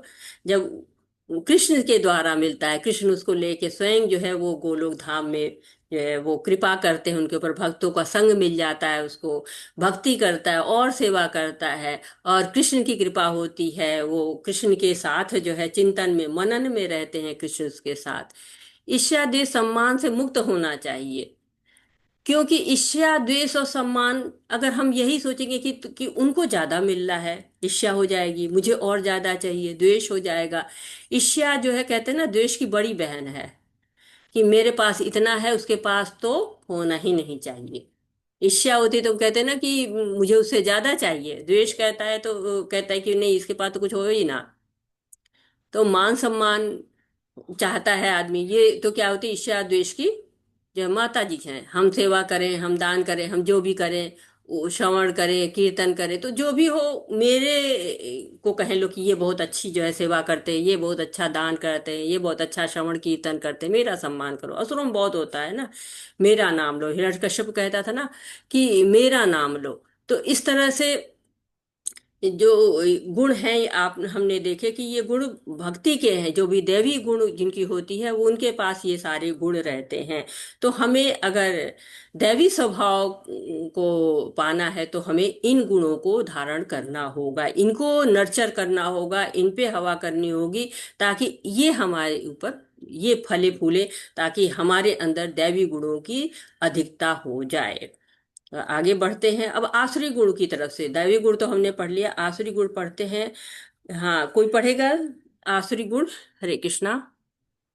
भगवत गीता है किसी के पास? नहीं तो मैं निकालूं। जी माता जी हरे है तो पढ़िए। पढ़िए माता जी। कौन सा वाला पढ़ना है माता जी? चौथा श्लोक पढ़िए माता जी। जी माता जी। युजन्ते सात्विका देवान् यक्ष राक्षांसि राजसाः प्रेतान् भूतागणाश्चान्ये यजन्ते तामसा जनाः। सतोगुनी व्यक्ति देवताओं को पूजते हैं, रजोगुनी यक्षों व राक्षसों की पूजा करते हैं और तमोगुनी व्यक्ति भूत प्रेतों को पूजते हैं। हरे हरे कृष्ण कृष्ण माता माता जी। जी, पता नहीं कहाँ कहाँ पहुंच गई माता जी। अच्छा जी सॉरी। ठीक है अरे माता मैं जी, मैं पढ़ देता हूँ। हरे कृष्ण सॉरी माता माता जी, जी। मैं पढ़ूँ माता हरे जी? हरे कृष्ण। कृष्ण माता जी, पढ़ देते हैं। ऐसा अरे एक लोग पढ़िए, ज्यादा लोग नहीं तो मैं खुद ही निकालूं अगर ज्यादा आप लोग इधर। दम्भो दर्पो सॉरी सॉरी अभिमानश्च चंद्रमा का। क्रोध पारुष्यमेव च अज्ञानं च अभिजातस्य पार्थ सम्पदमयासुरीम्। हे प्रथापुत्र, दंभ, दर्प, अभिमान, क्रोध, कठोरता तथा अज्ञान ये आसुरी स्वभाव वालों के गुण हैं। हरे कृष्ण माता जी। हरे कृष्णा। पुण्यवती माता जी आ गए हैं तो हैंड रेज करिए, मैं आपको को होस्ट बना दूं या ताकि आप मैनेज कर सके। हरे कृष्णा। पुण्यवती माता जी आए हैं नहीं आए हैं? आई हैं माता जी, आई हैं। हैंड रेज करिए माता जी तो मैं आपको बना दूं। हरे कृष्णा माता जी, दिन में प्रणाम। हरे कृष्णा माता जी। हाँ माता जी, मेरी कोई दूसरी जगह पे शुभम प्रभु जी की क्लास चल रही है। मैंने वीना माता जी को कहा है, वो थोड़ा हैंडल कर देंगे। हाँ हैंड रेज कर ले तो फिर मैं उनको हरे हाँ कृष्णा। हरे कृष्णा माता जी। मुझे बना दीजिए एडमिन माता जी। जी जी माता जी। आप थोड़ा मैनेज करिए ताकि लोग को दे दीजिए कि हाँ ये लोग कर सके। हरे कृष्णा। जी माता जी। तो आसुरी गुणों का वर्णन हमने पढ़ा भी है कि जो आसुरी गुण होते हैं ना वो बंधनकारी होते हैं, उनके जो फल होते हैं बंधनकारी होते हैं, बंधन में बांधते हैं। तो इन गुणों से नहीं जुड़ना है। दैवी गुणों को हमने विस्तार से पढ़ा है, अब आसुरी गुण को भी देखते हैं क्या क्या गुण है। तो दंभो दर्पो अभिमानश्च। दंभ दर्प और अभिमान ये सब एक ही जैसे लगते हैं ना, पर इनमें कुछ डिग्री का अंतर होता है, कह सकते हैं ना, थोड़ा कम थोड़ा ज्यादा होता है। तीनों अहंकार से ही आते हैं, इनकी जनित अहंकार ही है। दंभ होता है कि हमारे पास है, हमारी जो है वो जो है ना उसकी खूब बड़ाई करते हैं, हमारे पास नहीं है हम उसकी खूब बड़ाई करें दिखावा करें। स्थिति वैसी नहीं है, छोटा घर है लेकिन नहीं नहीं हमारे पास महल है, हमारे पास छोटी गाड़ी नहीं नहीं हम तो लग्जरी गाड़ी से चलते हैं। जैसे रावण थे, हिरण्यकश्यप थे, भगवान नहीं थे लेकिन वो चाहते थे कि मुझे भगवान करो, मैं भगवान हूँ। तो ये जो अपनी उपलब्धियों का नहीं है उनका भी घमंड हो जाता है, वो दंभ करता है। दर्प क्या है कि है हमारे पास, उसी का अहंकार है। बल है, हम तो सबको मार देंगे, हम सबको पीट देंगे, हम सबको उखाड़ देंगे, भगा देंगे। तो जो उपलब्धियां आ गई ना उनका शो ऑफ करना, जरा सा धन मिला, मान मिला, प्रतिष्ठा मिली, प्रदर्शन करने लगे। योगी क्या है, सिद्धियां पा जाते हैं, प्रदर्शित करना शुरू कर देते हैं। अभिमान हो जाता है, मान की इच्छा हो जाती है। प्रजापति दक्ष में भी थी ना, शिव जी ने प्रणाम नहीं किया तो क्रोध आ गया कि हमारा जो है मान नहीं रखा। तो ये लोग दूसरों को छोटा समझते हैं लोग। और साथ ही साथ अगला है क्रोध है। रावण को क्रोध जो है वो आ गया कि सीता माता की उन्होंने कामना की थी, लेकिन उनको शक्ति जो है वो बिना शक्तिमान के तो आती नहीं, तो उनको बिना शक्तिमान के शक्ति चाहिए थी। इसीलिए हिरण्यकश्यप था, उसको भी मान चाहिए था, मेरा यश गाओ मैं भगवान हूँ। तो ये मान की इनको बहुत अभिलाषा होती है, दंभ और दर्प में रहते हैं, अभिमान में रहते हैं, कठोर वचन बोलते हैं। देखिए भक्त कभी भी कठोर व्यवहार नहीं करता है, कभी कठोर वचन नहीं बोलता है, लेकिन असुर क्या करते हैं, दूसरों पर व्यंग करते हैं, नीचा दिखाते हैं, ऐसी वाणी बोलते हैं कि लोगों को कष्ट हो कई पढ़े लिखे लोग होते हैं, अधिकारी लोग होते हैं, लेकिन शब्द कितने कटु होते हैं, कितने कठोर होते हैं। और असुर जो है वो उनके शब्द भी बहुत कठोर होते हैं। कोई ऐसा उदाहरण है जिसने भगवान को ही कठोर शब्द बोले थे? किसी को ऐसा कोई उदाहरण याद आ रहा है? हरे कृष्णा माता जी। जी माता जी। माता जी शिशुपाल। हाँ शिशुपाल, उसने कितने कितना बोला, मतलब भगवान ने उसको अभय दिया हुआ था कि मैं 99 तक सहन करूंगा, और वो 99 तक जो है कठोर वचन बोलता रहा। लेकिन जो भगवान के भक्त होते हैं वो कभी भी कठोर वचन नहीं बोलते हैं। तो कितने आपको दंभ दर्प अभिमान क्रोध पारुषमेव च अज्ञानम चाभिजातस्य पार्थ संपादि आश्रम। तो दंभ दर्प अभिमान क्रोध कठोरता अज्ञान, अज्ञान बहुत होता है इनको, क्योंकि अज्ञान जब रहता है तभी तो ये सब काम होंगे। अज्ञान नहीं रहेगा तो लोग ऐसे कार्य नहीं कर पाएंगे। अब है अज्ञानम चाभिजातस्य, इसके बारे में बात करते हैं। शिला प्रभुपाद जी ने इसके बारे में बहुत बात की हुई है।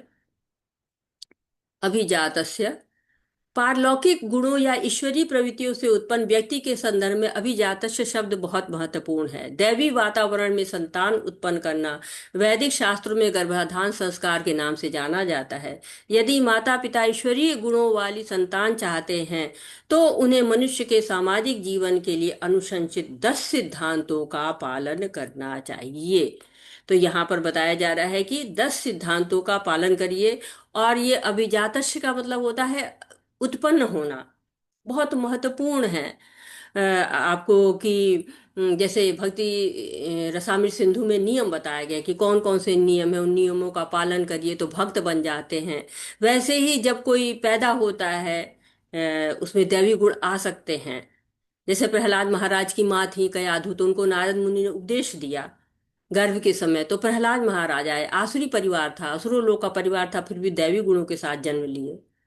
तो वैसे ही गर्भावस्था जब होती है, जब बच्चा पैदा होने वाला हो, उत्पन्न होने वाला हो, तो आसुरी चीजों को देखना सुनना नहीं चाहिए, नहीं तो बच्चे में भी आसुरी गुण आ जाएगा।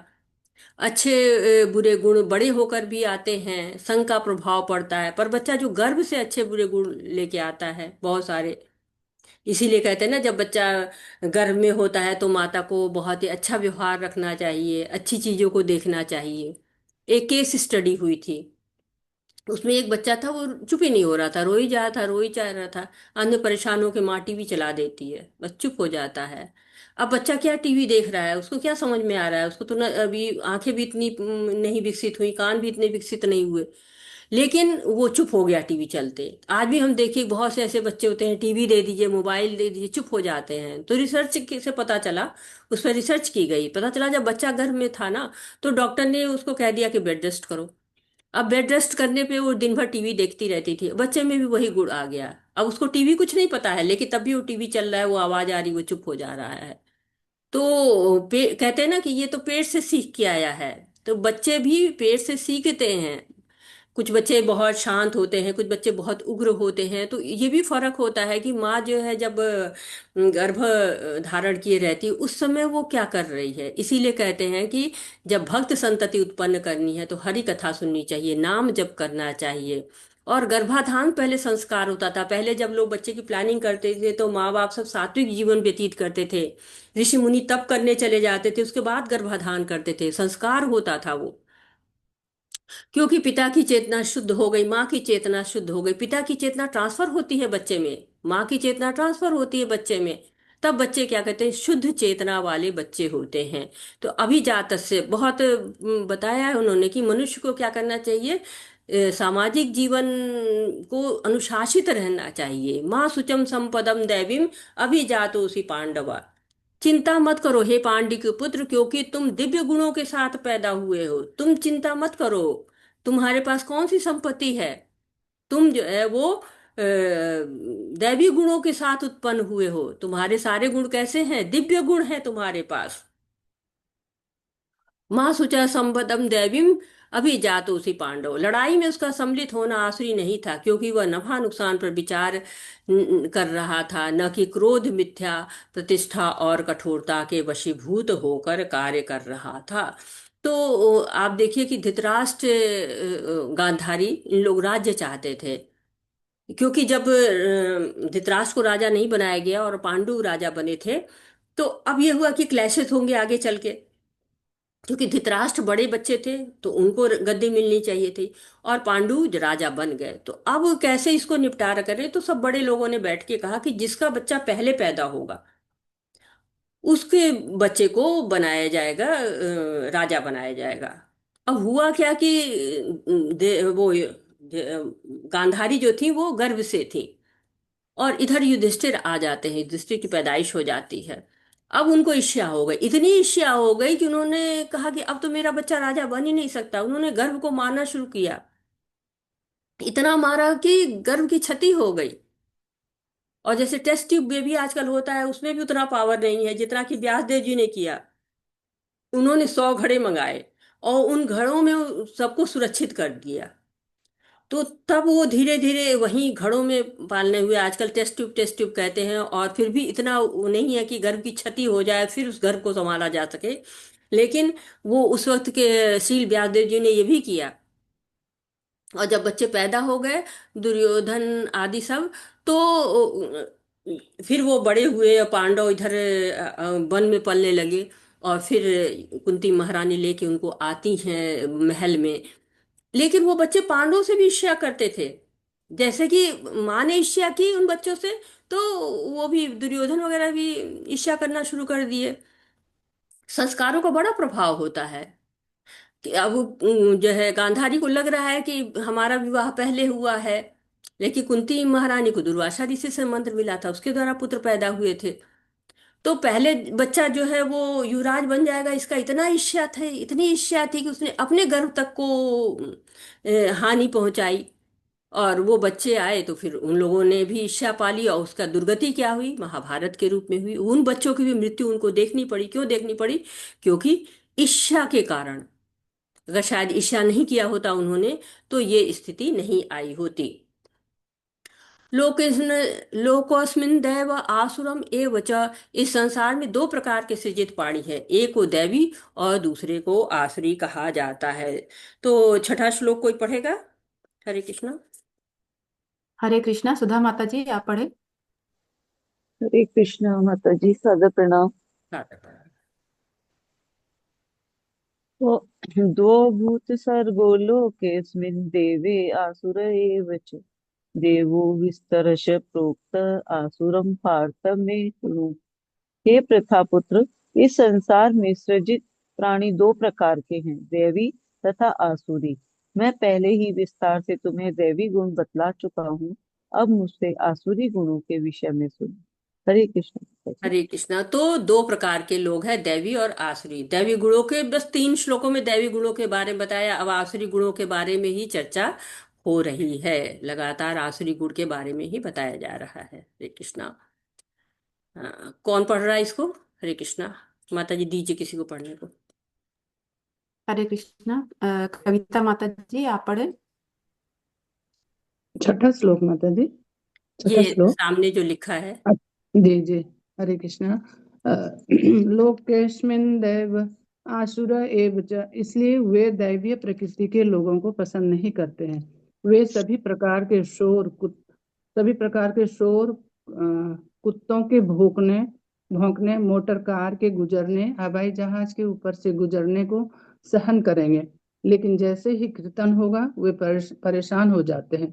वे इतने अलग अलग प्रकार के शोर को सहन कर लेंगे, लेकिन वे कीर्तन को बर्दाश्त नहीं करेंगे। हरे कृष्ण। पढ़िए माता जी। सुबह 7 बजे हम अपनी क्लास लेते थे और थोड़ी आवाज होती थी, ऊपर से किराएदार तुरंत नीचे आकर शिकायत करेंगे। कभी कभी वे पुलिस को बुलाएंगे। और सड़क पर सेकेंड एवेन्यू हमेशा बड़े बड़े ट्रक और मोटर कारें चलती रहती हैं। भारी आवाज होती है। फिर आपके देश में कूड़ा उठाने की आवाज, खुदाई की आवाज, इतनी आवाजें वे बर्दाश्त करेंगे। और जैसे ही हरे कृष्ण, ओ यह असहनीय है, यह राक्षसी है। भगवद गीता 16.7। हरे कृष्णा। तो एक तरह से बहुत अच्छे अच्छे श्लोक यहाँ पर आ रहे हैं कि दैवी गुण क्या करते हैं, हमको भगवान के निकट ले जाते हैं, मोक्ष प्रदान करते हैं। मोक्ष क्या होता है? भगवान की निकटता होती है। मोक्ष का अर्थ ये नहीं होता है कि भगवान में विलीन हो जाना। तो दैवी गुण क्या करते हैं? भगवान के निकट ले जाते हैं। आसुरी गुण हमको दूर ले जाते हैं। और जैसे कि 5वां श्लोक है, उसमें कहा गया निबंधाय, बांधते हैं। भगवान कहते हैं कि माँ सुचा, डरो मत, तुम दैवी हो, परम सिद्ध वैष्णव हो अर्जुन। वो साधारण व्यक्ति नहीं है, वो दैवी है। अर्जुन। उसको प्रकृति के गुण प्रभावित नहीं करते हैं, नित्य सखा है वो भगवान के। तो भगवान के नित्य सखा जो होते हैं वो भी भौतिक प्रकृति के गुणों में बदते नहीं हैं। जब हम पहला अध्याय पढ़ते हैं तो बिना गुरु के अवगत हुए जब अगर हम पढ़ते हैं, गुरु तो हमको बता ही देते हैं, लेकिन गुरु के अवगत न हो तो हमको लग सकता है कि अर्जुन हमारे जैसे हैं। शिला प्रभुपाद जी बताते हैं कि नहीं, वो भगवान द्वारा भ्रमित किए गए हैं, गुणाकेश हैं वो, अज्ञानता को जीतने वाले हैं।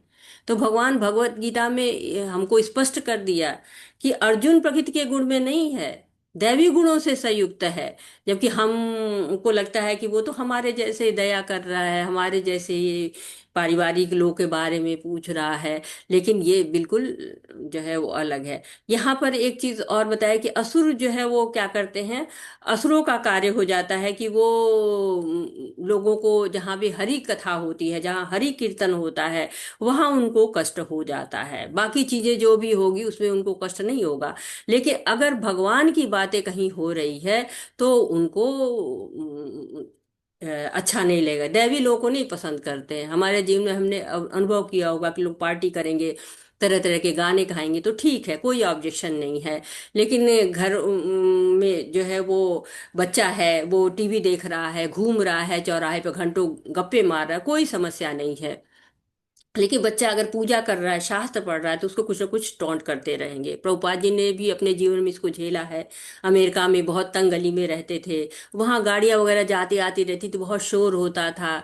तो उसके लिए तो ठीक था, कोई दिक्कत नहीं। लेकिन जैसे ही कोई कीर्तन वगैरह होता था तुरंत पुलिस कंप्लेंट कर लेते थे। शादी जन्मदिन पर खूब शोर करते थे, पार्टी करते थे रात रात भर, तो कोई कंप्लेंट नहीं करता था। जैसे कीर्तन होता था वैसे चुप कराने आ जाते थे। तो प्रभुपाद जी अपनी आप बीती सुना रहे हैं और अपने कष्ट को बता रहे हैं कि भगवान का नाम जो है वो लेने में कितनी दिक्कत उनको होती थी। और यहाँ पर अवलोकन है, दिव्य एवं आसुरी गुण 1 से 6, राक्षसी प्रकृति 7 से 18, आसुरी गतिविधियों के परिणाम 19 से 24। तो हम पढ़ लेते हैं और श्लोकों को भी।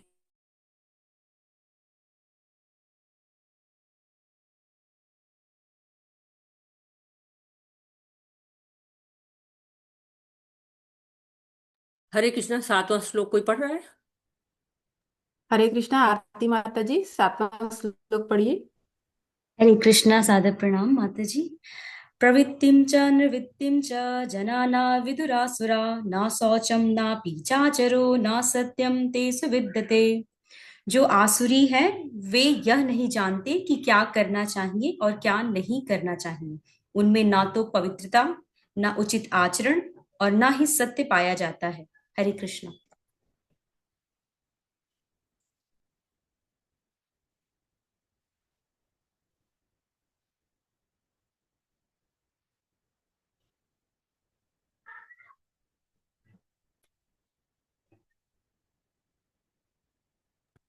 हरे कृष्णा माता जी, आप म्यूट ओ है। हरे कृष्णा। अनुराधा माता जी आप हाँ हाँ, म्यूट है। जी जी जी जी माता जी, सॉरी। तो आसुरी लोग की बात यहाँ पे की गई है कि आसुरी लोग आत्मज्ञान जिनके अंतर्गत नहीं रहता है, और वो लोग नहीं जानते हैं कि उन्हें क्या करना चाहिए क्या नहीं करना चाहिए, लड़ाई झगड़े करते रहते हैं और भगवान की आज्ञा को नहीं मानते हैं, स्वार्थ के लिए सारे कार्य करते रहते हैं। 8वां श्लोक पढ़िए माता जी, 8वां श्लोक दीजिए किसी को। हरे कृष्णा नारायणी माता जी, आप पढ़े। 8वां श्लोक पढ़े माता जी। असत्यं प्रतिष्ठं ते जगदाहुरनीश्वरम् अप्रस्प्रसम्भूतं किमन्यात् काम अहेतुकम्। वे कहते हैं कि यह जगत मिथ्या है, इसका कोई आधार नहीं है और इसका नियमन किसी ईश्वर द्वारा नहीं होता है। उनका कहना है कि यह काम इच्छा से उत्पन्न होता है और काम के अतिरिक्त कोई अन्य कारण नहीं है। हरे कृष्ण। तो उनको कहते जगत मिथ्या है। अब इतना बड़ा जगत भगवान ने बताया, उसको मिथ्या कह देते हैं। कहते हैं कि ये काम इच्छा से उत्पन्न हुआ है, इसमें भगवान का कुछ भी नहीं है, भगवान ने कोई कार्य नहीं किया हुआ है, ये काम से उत्पन्न हुआ है। तो असुरों का काम क्या होता है, वो भगवान की जो प्रेजेंस होती है उसको नहीं मानते हैं। हरे कृष्णा। 9वां श्लोक। हरे कृष्णा अच्युत प्रभु जी, आप पढ़े प्रभु। हरे कृष्ण माता जी। एताम दृष्टिम् अवष्टभ्य नष्टात्मानो अल्पबुद्धयः प्रभवन्ति उग्रकर्माणः क्षयाय जगतो आहिताः।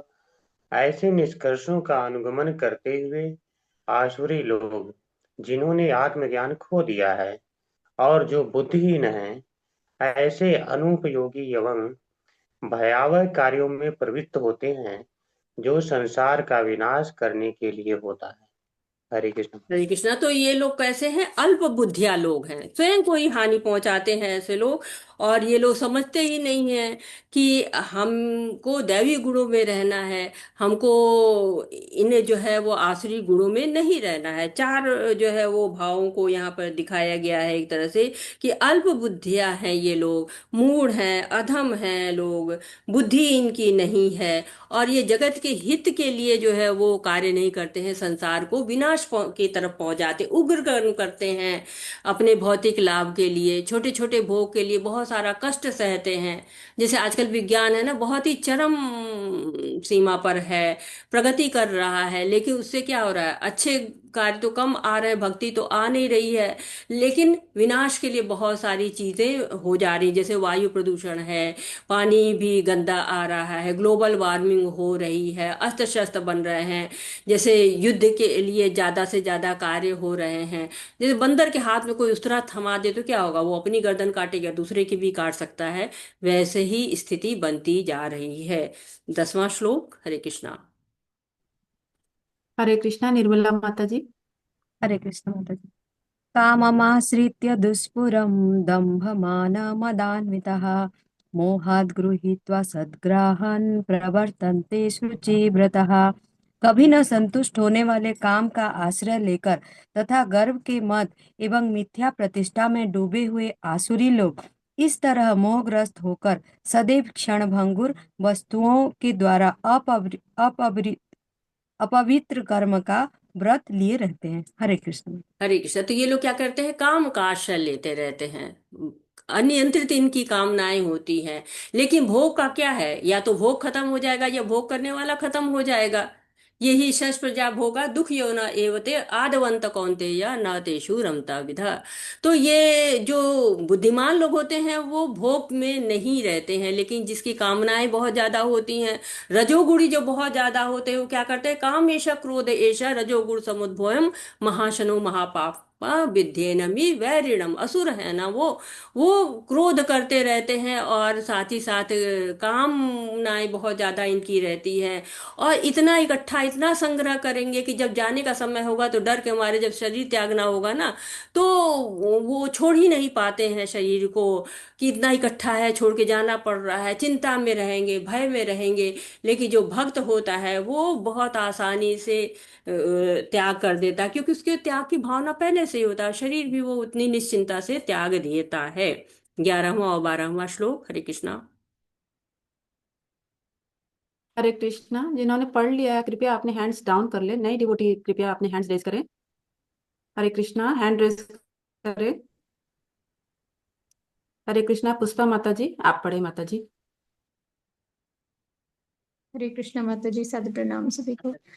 चिंताम अपरिमेयां च अंताम उपाश्रिता काम उपभोग परमाम एतावत इति निश्चिता आशापाशशते बद्धा काम क्रोध परायणा इहन्ते काम भोगार्थम अन्यायेन अर्थ संचयान। उनका विश्वास है कि इंद्रियों की तुष्टि ही मानव सभ्यता की मूल आवश्यकता है। इस प्रकार मरण काल तक उनको अपार चिंता होती रहती है।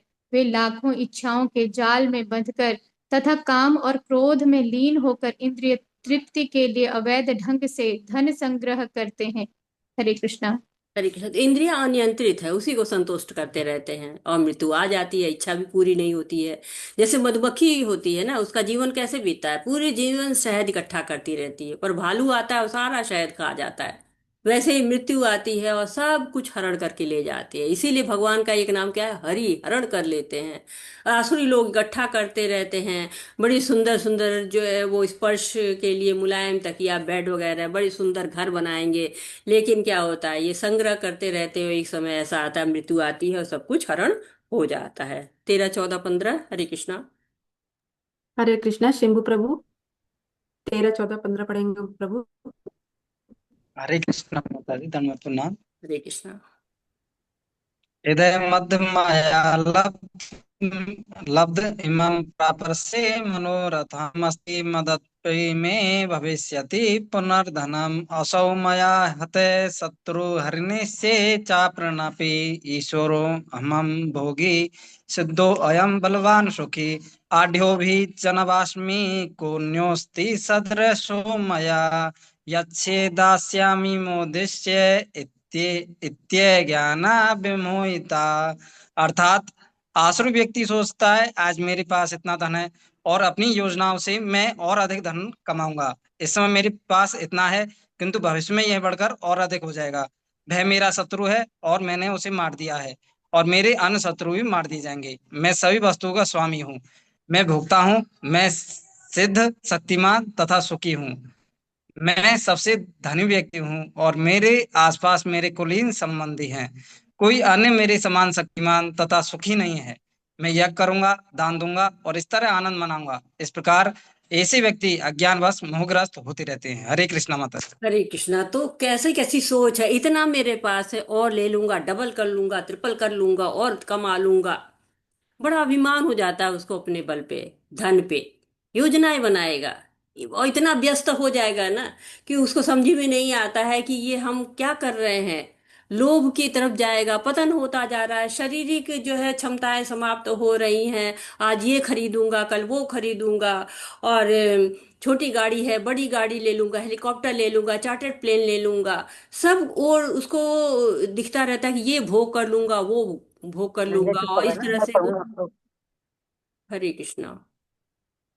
तो ईर्ष्या आने लगती है कि उसके पास ज्यादा है। इच्छाओं का जाल जो है कहाँ से कहाँ पहुंचा देता है। जैसे हिरण्यकश्यपु है, मैं सर्वोच्च हूं, मेरी पूजा करो।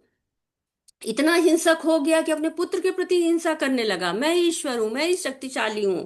तो ऐसे लोग आनंद के पीछे मोहग्रस्त होते रहते हैं, अज्ञान में पड़े रहते हैं। वो जीवन का जो सत्य है कि हमको ये सब छोड़ के जाना है, मैं किसके लिए संग्रह कर रहा हूँ, हमारा जीवन हम किस लिए आए हैं, हमारा उद्देश्य क्या है, हमें भगवत धाम जाना है, भक्ति करना है, ये सब वो भूल जाता है। हरे कृष्णा। 16वां श्लोक। हरे कृष्णा जितेंद्र प्रभु। 16वां श्लोक पढ़े प्रभु। हरे कृष्णा जितेंद्र प्रभु। जी हरे कृष्णा माता जी। जी प्रभु, बोलिए प्रभु। ये बुक निकालना पड़ेगा माता जी, स्क्रीन पे तो नहीं और है। ये मैं पढ़ लेती हूँ प्रभु जी। है। अनेक चित्त विभ्रांता मोह जाल समावृता प्रसक्ता काम भोगेशु पतंती नरकेशु च। इस प्रकार अनेक चिंताओं से उद्विग्न होकर और मोह जाल में बंधकर वे इंद्रिय भोग में अत्यधिक आसक्त हो जाते हैं और नरक में गिरते हैं। तो कहते हैं ना कि चिंता क्या होती है, चिता के समान होती है, सब कुछ जला डालती है ना। भगवान सब छीन लेते हैं, चिंता में पड़े सब पतन हो गया। इंद्रिय भोग के प्रति आसक्ति है, चिंता कहती चक्रवात की तरह होती, बड़ी तेज से वायु चलती है ना, गोल गोल सी चलती है और उसमें जीव घूमता रहता है और कैसे पहुंच जाता है, नरक की गति को प्राप्त हो जाता है। तो चिंता जो है वो क्यों होती है, जब हम बहुत अधिक संग्रह कर लेते हैं, जब हमारी बहुत अधिक आसक्ति हो जाती है। तो आत्मसंभाविता स्तब्धा धनमान मदान्विता यजन्ते नाम यज्ञस्ते दम्भेना विधि पूर्वकम। अपने को श्रेष्ठ मानने वाले तथा सदैव घमंड करने वाले, संपत्ति तथा मिथ्या प्रतिष्ठा से मोहग्रस्त लोग किसी विधि विधान का पालन न करते हुए कभी कभी नाम मात्र के लिए बड़े ही गर्व के साथ यज्ञ करते हैं। तो कभी कभी नाम मात्र के लिए, गर्व के लिए, दिखावे के लिए यज्ञ करते हैं, बिना मन के दबाव में। अरे वो आए थे, उन्होंने कहा तो करना पड़ा, कहना कह रहे थे सब लोग तो मानना पड़ा। इस तरह से धार्मिक कार्य करते हैं, कोई इच्छा नहीं है, आध्यात्म तो है ही नहीं है। सुखी होने का भी बाहरी दिखावा है, अकड़ है, घमंड है, नियमों का पालन नहीं है। और कहते हैं कि घमंड तो किसी का नहीं टिका, रावण का नहीं टिका, सबको ले डूबा। तो यही होता है, क्योंकि भगवान को जो नहीं मानता है, खुद के अपने जो है वो घमंड में जो रहेगा, उसका तो नाश होना ही होना है। अहंकारम बलम दर्पम कामम क्रोधम च संशिता मामात्म परदेहेषु प्रदिश्यन्तोऽभ्यसूयका।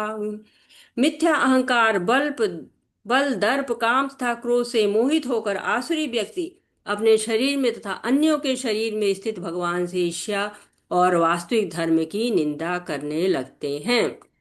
कितना अहंकार हो जाता है, अपने बल का, अपने धन का, काम का, क्रोध का, इतना सब अधिकता हो जाती है ना, गर्व की, दंभ की, दर्प की, सबकी इतनी अधिकता हो जाती है कि भगवान की निंदा करने लगते हैं, भगवान से ईर्ष्या करने लगते हैं। बहुत से लोगों ने देखिए भगवत गीता की टीका लिखी हुई है, लेकिन उसमें भगवान का ही नाम नहीं दिया हुआ है। तो ये क्या है, ये भगवान से ईर्ष्या करना हुआ ना। हम सोचते भगवान से कोई कैसे ईर्ष्या कर सकता है, लेकिन नहीं, करने वाले हैं। कि वो भगवान की वाणी को भी जो छोटा समझ लेते हैं, अपनी ही वाणी को सबसे ज्यादा ऊपर समझने लेते हैं, ऐसे लोग भी हैं।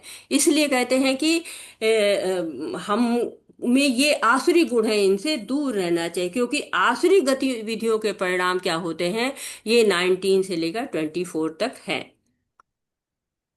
रोम अखबारों में इसके उदाहरण मिलते हैं। तो ये एक तरह से चित्र बनाने की एक्सरसाइज है, ये तो हम यहाँ पे कर नहीं सकते हैं, तो आगे बढ़ते हैं। और इसके पहले हम ग्रुप एक्सरसाइज एक कर सकते हैं बल्कि। तो भगवत गीता में अध्याय 16 के श्लोक 19 से 24 के संदर्भ में आसुरी प्रकृति को विकसित करने वाले व्यक्तियों के गंतव्य का वर्णन करें। तो मैं आप लोगों के लिए एक ब्रेकआउट रूम बनाती हूँ, और ब्रेकआउट रूम बनाएंगे। और ब्रेकआउट रूम के भी थोड़ा सा मैं उसको ब्रेकआउट रूम में भी आपको बताना चाहती हूँ कि ब्रेकआउट रूम में होता क्या है और करते क्या है। आप लोगों ने किया होगा कई बार और जब कर रहे हैं, लेकिन थोड़ा सा मैं जैसा चाहती हूँ, मैं थोड़ा उसके लिए कहती हूँ कि आप जब ब्रेकआउट रूम में जा रहे हैं तो हर बार नया लीडर चुनिए। सबको अवसर मिलना चाहिए, अवसर मिलेगा तभी प्रतिभा निकलेगी। और आप सभी लोग जो भक्ति शास्त्री कर रहे हैं, तो उनका भक्ति शास्त्री करने वालों का उद्देश्य क्या होता है, उनका उद्देश्य होता है कि हम आगे बढ़ें और जाके भगवान के बारे में प्रचार प्रसार करें। तो अगर आप क्लास में ही नहीं लीडरशिप निभाएंगे, क्लास में ही अगर आप सामने नहीं आएंगे, तो आप कैसे लोगों के बीच में जाके कैसे भगवान के नाम का प्रचार प्रसार करेंगे। तो इसलिए बहुत जरूरी है कि आप अपना लीडर चुने, और हर बार नए नए लीडर लोगों को मतलब ये नहीं कि हाँ तुम बड़ा अच्छा बोलते हो तो तुम बोल लो, ऐसे नहीं। सबको अपना अपना प्रतिभा दिखानी चाहिए। पहली बात तो ये है। दूसरी बात ये है, जिसको भी लीडर का मौका मिल रहा है तो उसको अपनी बात रखने का मौका मिल रहा है, उसके पास एडवांटेज है, नो डाउट एडवांटेज है, वो अपनी बात को रख सकता है। लेकिन अपनी बात को रखने के साथ साथ उसको करना क्या है, ग्रुप में जो बातें आ रही हैं उनको ग्रुप के मेंबर्स का भी लेना है, और उनकी बातों को अपनी बातों के साथ पिरो के बताना है। ये लीडर का गुण होना चाहिए कि उनकी बातों को भी सम्मान करते हुए, जो ग्रुप में आपके हैं उनका भी सम्मान करिए, और उनकी बातों का सम्मान करते हुए आप ग्रुप का मत दीजिए। आपका अपना मत नहीं होना चाहिए कि नहीं मैंने ये सोचा मैं जाना, नहीं, ये नहीं, सब पूरा ग्रुप। तीसरी बात है कि आपको जो श्लोक दिया गया है उसको पढ़ना है, उसका अनुवाद भी पढ़ना है, तात्पर्य भी पढ़ना है। लेकिन उसमें पहले हम आशा करते हैं कि आप घर से पढ़ के आए होंगे, पहले आपको एक हफ्ता मिला था, आपका भक्ति वृक्षा ग्रुप है, उनमें आपने पढ़ा होगा। तो उसमें आपको ये नहीं है कि हाँ हमने श्लोक बताना है, अनुवाद बताना है, उसको नहीं, अनुवाद और श्लोक नहीं बताना है। प्रभुपाद के अवगत होके जो तात्पर्य है उनमें से पॉइंट निकालना है और उन पॉइंट्स को आपको बताना है। जैसे आपको मैं एक उदाहरण के तौर पे दे रही हूँ कि उदाहरण कैसे है। जैसे मैंने कह दिया कि 15वें अध्याय का पहला श्लोक है उर्दमूलम अधम शाखम, इसको हमको बताइए कि इसमें श्रील प्रभुपाद क्या कहना चाह रहे हैं। अगर मेरा ये प्रश्न है तो पहला जो ग्रुप होगा वो बताएगा कि जो ये पेड़ है ये परछाई है, उल्टा है, नदी के किनारे खड़ा है, इसकी जड़ें ऊपर है, इसकी शाखाएं नीचे हैं, पत्तियां इसकी वैदिक स्रोत है, ये सीधा पेड़ नहीं है, ये नदियों के किनारे पर पाया जाता है, परछाई रूप है। अब दूसरा जो ग्रुप है वो ये नहीं कहेगा कि ये परछाई है, अब वो दूसरी बात लेके आएगा। वो कहेगा कि इसका दूसरा पहलू ये है कि ये पेड़ ऐसा है जैसे किसी व्यक्ति को उल्टा टांग दिया जाए तो उसका सिर नीचे हो जाएगा, पैर हो जाए ऊपर हो जाएगा, तो कुछ देर हो सकता है उसको आनंद आए, लेकिन उसको असहज लगेगा। वैसे ये भौतिक जगत उल्टा है, असहज रखता है, कष्ट देता है। फिर तीसरा ग्रुप है, तीसरा ग्रुप कहेगा कि पेड़ उल्टा है, इसका मतलब कि नकारात्मक है। हमारे जीवन में कोई चीज उल्टी होती है, अव्यवस्थित होती है तो हम अच्छा नहीं मानते हैं। चप्पल उल्टी हो सीधा करते हैं, कपड़ा उल्टा पहनते हैं तो उसको सीधा कर लेते हैं। वैसे ही ये उल्टा पेड़ है, अर्थात ये भौतिक जगत में हम सुखी और सकारात्मक नहीं रह सकते हैं। यहाँ से हमें निकल के ऐसी जगह जाना है जो कि सीधा हो, सकारात्मक हो। फिर मान लीजिए चौथा ग्रुप है तो कहेगा उल्टा पेड़ है, इसकी क्रियाएं भी उल्टी हैं। ये जो पेड़ है, ये जो आध्यात्मिक जगत की परछाई है, तो आध्यात्मिक जगत में जो भी कार्य होता है उसके उल्टा ये कार्य हो रहा है यहाँ पर इस जगत में। तो अब ये क्या हुआ कि एक श्लोक है, प्रभुपाद के अवगत होकर हम चार तरह से उसको वर्णन कर सकते हैं। तो आशा करते हैं कि मैं अपनी बात को आप लोग तक समझा पाई होंगी। और इसके बाद मैं आप लोग को कहती हूँ कि आप लोग प्रश्न देख लिया है कि मैं शेयर करूँ दोबारा। हरे कृष्ण माता जी, थोड़ा दोबारा शेयर कर दीजिए। ओके माता, मैं शेयर करती हूँ, आप लोग देख लीजिए। मैं आप लोग कितने लोग हैं, 32 लोग हैं, तो दो तो मैं ही निकल जाऊंगी, एक दो लोग और भी निकल रहे हैं, तो मिला के मैं 3 ग्रुप बनाती हूँ। और आप इसको पढ़िए और पढ़ के और 10 मिनट बाद हम लोग मिलेंगे। इस समय 22 हो रहा है और मैं 35 हो ही जाएगा जब तक करते हुए, मैं 35 पर आप लोगों से दोबारा मिलूंगी। तो ये प्रश्न है, इस प्रश्न को आप लोग जो है देख लीजिए। और ठीक है, देख लिया सबने? मैं बंद कर रही हूँ, तब मैं ब्रेकआउट रूम बनाऊं आपका।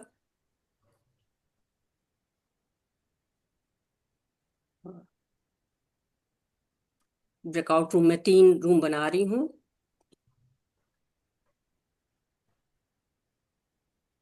हाँ, आपको तो कुछ नहीं कहना है, अगर आप कुछ कहना चाहते हैं तो बताएं। आपको कोई सुविधा असुविधा? ठीक है, आगे बढ़ें। हरे जी कृष्ण। माता जी। ठीक है, एकदम लोग बोल नहीं रहे तो मुझे लग रहा है कि कुछ क्या बात है। हरे कृष्णा।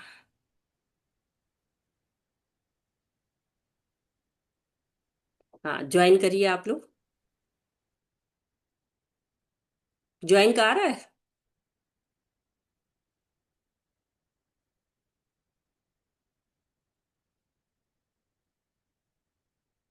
हरे कृष्णा, सब लोग ज्वाइन कर लीजिए।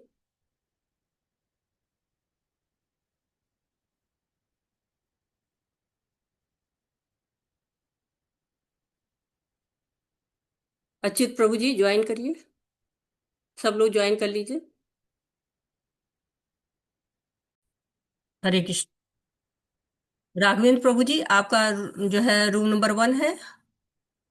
माता जी हम लोग का था, अच्युत प्रभु जी, सीमा माता जी, तो सुधा आपकी माता तरफ से कौन बोल रहा है? किसी का हैंड रेज नहीं है आपकी तरफ से? जी। मैं करती हूँ एड्रेस माता जी। हाँ, बोलिए माता जी, शुरू करिए। आप लोग अपने माइक बंद कर लीजिए, क्योंकि माइक जो है वो इको कर रहे हैं, तो आप लोग सब लोग अपने माइक बंद कर ले, जो बोलेगा केवल वही करेगा। मैं भी अपना बंद करती हूँ। हरे कृष्णा, बोलिए सीमा माता जी। हरे कृष्णा माता जी। जैसे श्लोक अध्याय 16 श्लोक नंबर 19 है, उसमें भगवान बताते हैं कि जो मनुष्य मुझसे घृणा करता है उनको मैं भवसागर में डालता रहता हूँ। बारंबार वो भवसागर में डलते रहते हैं और भगवान उन्हें निम्न आसुरी योनि में ही भेज देते हैं। ऐसे व्यक्ति अधम गति को ही प्राप्त होते हैं। यहाँ पे भगवान बताते हैं कि ऐसे व्यक्ति को हमेशा अधम योनि ही प्राप्त होता है। जैसे कि उसमें होते अधम योनि में जैसे कीट है, सर्प है, पशु योनि, व्याघ्र योनि और जंगली मनुष्य के रूप में, असुर के रूप में ही वो पैदा होते हैं हमेशा। तो और आसुरी लोगों के, और वो जब जन्म होता है तो आसुरी के गर्भ से ही जन्म होता है उनका। तो ऐसे लोग आसुरी काम से पूरित होते हैं, उनकी इच्छाएं कभी समाप्त भी नहीं होती है। ऐसे लोगों की इच्छा जो है समाप्त नहीं होती है। तो यहाँ पे भगवान को ये भी बोलते हैं कि भगवान का निम्न योनियों में भेजने का मतलब क्या है यानी जो निम्न योनियों में भेजते हैं तो उनको 84 लाख के योनियों में ही बार बार जन्म लेते हैं, ताकि उनके ऊपर भगवान कृपा करते हैं। जैसे रावण पे उन्होंने कृपा किया, कंस पे कृपा किया, हिरण्यकशिपु पे कृपा किया, क्योंकि उनको मारने के बाद मारने के लिए भगवान ने अनेक रूप धारण किए। तो आसुरी लोग भगवान से ईर्ष्या करने वाले जो होते हैं उनको तो भगवान पहले अलग अलग योनियों में भटकाते हैं, तब जाके फिर उन पे कृपा करते हैं, अंत में जाके उन पे कृपा करते हैं। तो यहाँ पे ये अधम गति जो प्राप्त होता है आसुरी योनियों में जो जाते हैं, आसुरी लोग जो होते हैं उनको 84 लाख योनि में चक्कर काटना ही पड़ता है। तो भगवान कृपालु जो होते हैं, भगवान जो कृपा करते हैं, तो वो भगवान उनको गति प्राप्त करवाते हैं, बाद में अंत में जाके उनको गति देते हैं। उनका गति मिलता है जब वो पूरी तरह से अपना योनियों को पार करते हैं, तब भगवान के हाथों से उनकी वो होती है, मुक्ति मिलती है। यहाँ पे जैसे बताया गया है ना कि रावण है और क्या बोलते कंस है, हिरण्यकशिपु, इनको जो भगवान ने अनेक रूपों में जन्म लेके भगवान ने उनका वध किया, तो फिर उनको गति प्राप्त हुआ। तो यही यहाँ पे मुझे लगता है कि इतना हम बता सकते हैं। माता जी हरे कृष्णा। हरे कृष्ण माता जी, बहुत सुंदरता से माता जी ने बताया है कि भगवान ऐसे लोग के साथ क्या करते हैं, दया नहीं करते, उनको और डुबाते हैं। मनुष्य जीवन है ना, ये तो जीवन भोग नहीं कर सकते, यहाँ तो ज्यादा भोग है ही नहीं है, इस जीवन में हम ज्यादा भोग नहीं कर सकते हैं। इसीलिए हम तरह तरह की योनियों में जाते भी हैं, क्योंकि भोगने के लिए शरीर कम पड़ता है। ज्यादा खाने की इच्छा हो, खा नहीं सकते, हाथी है तो ढेर सारा खाएगा। तो या हम तैर नहीं सकते हैं, पानी में नहीं तैर सकते हैं, थोड़ी देर तैरेंगे फिर भाग आएंगे, नहीं जो है ज्यादा देर तक तैर सकते, उड़ नहीं सकते हैं। तो अगर जब हमारी ये सारी इच्छाएं होती हैं बहुत ज्यादा भोग करने की, तो हमको दूसरे योनियों में जाना पड़ता है। अब मनुष्य योनि में है तो 8 घंटा से ज्यादा सोएंगे तो सर दर्द करने लगेगा, लेकिन भालू बन जाएंगे तो 6-6 महीना सोते रहेंगे। कुंभकर्ण कितनी देर तक सोता रहता था। तो भगवान कहते हैं ये असुर योनियां हैं। तो भगवान ऐसा नहीं कि जो है वो इनको हमेशा कृपा करके तुरंत करते हैं, नहीं, कृपा करते हैं, लेकिन पहले इनको तरह तरह की योनियों में घुमाते रहते हैं, फिर जो है वो कृपा के वो पात्र बनते हैं और सभी असुरों पर नहीं दया करते। जब तक वो चाहे प्रत्यक्ष रूप से चाहे अप्रत्यक्ष रूप से भगवान से नहीं जुड़ता है, चाहे रावण था या हिरण्यकश्यप था, वो अनजाने में ही भगवान का नाम लेते रहते हैं। इन लोगों ने तपस्या भी बहुत की ही हुई थी। तो भगवान ऐसे असुरों पर थोड़ी कृपा कर देते हैं, सब हमेशा जो है वो सारे असुरों पर कृपा नहीं करते, इनको योनियों में डालते, गर्भ में हमेशा डालते रहते हैं, इस गर्भ से उस गर्भ में उनको घुमाते रहते हैं। हरे कृष्णा, बहुत सुंदर माता जी। दूसरा जो ग्रुप है वो उसके लीडर कौन है? हरे कृष्ण माता जी, मैं हूँ हरे माता जी। कृष्ण, हाँ बोलिए माता जी। हरे कृष्णा। हरे कृष्ण माता जी, सभी को सादर प्रणाम। माता जी हमारे ग्रुप में हम 9 लोग थे। वसुधा माता जी, आरती माता जी, इंद्रपालक प्रभु जी, सिंधु प्रभु जी, प्रिया माता जी, रीता माता जी, ओम प्रकाश प्रभु जी, कविता घोष माता जी और मैं शुरू करना चाहती हूँ कोट करके 2.62 और 63 श्लोका माता जी। ध्यातो विषयान् पुंसः संगस्तेषु उपजायते, संगात् स जायते कामः, कामात् क्रोधः विजायते, क्रोधात् भवति सम्मोहः, सम्मोहात् स्थिति विभ्रमः, स्मृति भ्रंशात् बुद्धिनाशो, बुद्धिनाशात् प्रणश्यति। तो हमने वही डिस्कशन किया माता जी कि जो काम, क्रोध और लोभ है, ये नरक के 3 द्वार हैं। और जब कोई मनुष्य बुद्धिमान बनता है, तो बुद्धिमान मनुष्य कब बनेगा? जब उसे ये ज्ञान रहेगा कि हम लोग देह नहीं आत्मा है। तो जब तक उसको ये नहीं समझ आता, तब तक उसको ये भी नहीं समझ आएगा कि काम, क्रोध और लोभ नरक के 3 द्वार हैं। और इसमें हमें ये भी हम लोग डिस्कशन किए कि जो 4 आश्रम है, जो वर्णाश्रम है, जो वैदिक पद्धति से है, अगर मनुष्य उसको पालन करे तो धीरे धीरे मनुष्य में वो आत्म शुद्धिकरण हो जाएगा और वो ये जान पाएगा कि मुक्ति कैसे मिलेगी। तो ये जो 3 शत्रु हैं, उनको शत्रु तभी मनुष्य मानेगा जब उसे इस चीज का ज्ञान रहेगा कि ये शत्रु हैं। जैसे कि हमें अभी करंट सिचुएशन में हम किसी को कृष्ण भावनामृत के बारे में बताना चाहते हैं, तो पहले हमें ये समझना रहेगा कि हमें वो काम, क्रोध और लोभ है नहीं। तो फिर उसमें कृष्ण भावनामृत में आगे जाने के लिए हमें इस 3 को छोड़ना है। और उसको हम ये भी एग्जाम्पल में हम लोग डिस्कशन किए कि जैसे अजामिल के बारे में हम लोग डिस्कशन किए काम के ये में, और हनुमान जी के बारे में जो क्रोध में उन्होंने लंका ये कर दिया था, वो भक्त थे फिर भी उन्होंने किया था, उसके बारे में डिस्कशन हुआ। तो एट द एंड हम लोग अंतिम में यही डिस्कशन किए माता जी कि जैसे 2.62 और 63 में भी हमने डिस्कशन किया है कि पतन कैसे होता है। तो जब तक हम ये नहीं समझ पाते या फिर आसुरी गुण जो है नहीं समझ आता कि काम क्रोध और जो लोभ है वो नरक है। और सेकंड में हम लोग यही डिस्कशन किए कि जब तक मनुष्य बुद्धिमान नहीं बनता तब तक उसको ये नहीं समझ आएगा कि इस दिन को छोड़ के उसको बद्ध जीव से आगे जाना है और भगवान के द्वार को पाना है। हरे कृष्ण माता जी। हरे कृष्ण, बहुत सुंदर, बहुत अच्छी तरह से बोला है आपने। हरे कृष्णा। और अब हम तीसरा ले लेते हैं। हरे कृष्णा माता जी। माता हरे जी, हमारा कृष्णा। हमारा श्लोका नंबर 23 एंड 24 था, जिसपे जिसके ऊपर हमने डिस्कस किया। सबसे पहले श्लोका नंबर 23 का जो सारांश हमने निकाला कि जो जो आदमी आसुरी प्रकृति के गुणों वाला होता है, उसे ना सुख की प्राप्त होती है, ना सिद्धि की प्राप्त होती है, और ना परम गति की प्राप्त होती है। इसके बाद माता जी हमने और डिस्कस किया कि आदमी को, किसी भी मनुष्य को इनसे बचने के लिए शास्त्रों की विधि से काम करना चाहिए, जिससे वह क्रमशः धीरे धीरे उच्च गति को प्राप्त हो सके। अगर वो शास्त्रों की विधि से नहीं काम करता है, जैसे हम बहुत बार बोलते हैं whimsically काम करता है, अपने मनमाने ढंग से काम करता है, तो वह अधम गति को प्राप्त होता है। और वह भगवान की सेवा करके कृष्ण भावना भावित होकर वह भक्ति के पद तक ऊपर उठ सकता है। जैसे हम बोलते हैं ऋषिकेशा ऋषि सेवनम सर्वोपाधि विनिर्मुक्तम तत्परतेन निर्मलम ऋषिकेशा सेवनम भक्तिर उच्चते। हमें अपनी सारी इंद्रियों को भगवान की सेवा में लगाना चाहिए। उसके बाद माता जी हमने श्लोका नंबर 24 में डिस्कस किया कि मनुष्य को शास्त्रों के अनुसार ही अपने सारे कर्म करने चाहिए, क्योंकि शास्त्रों को पढ़ने के बाद हमें मालूम होता है कि कर्म क्या है और विकर्म क्या है।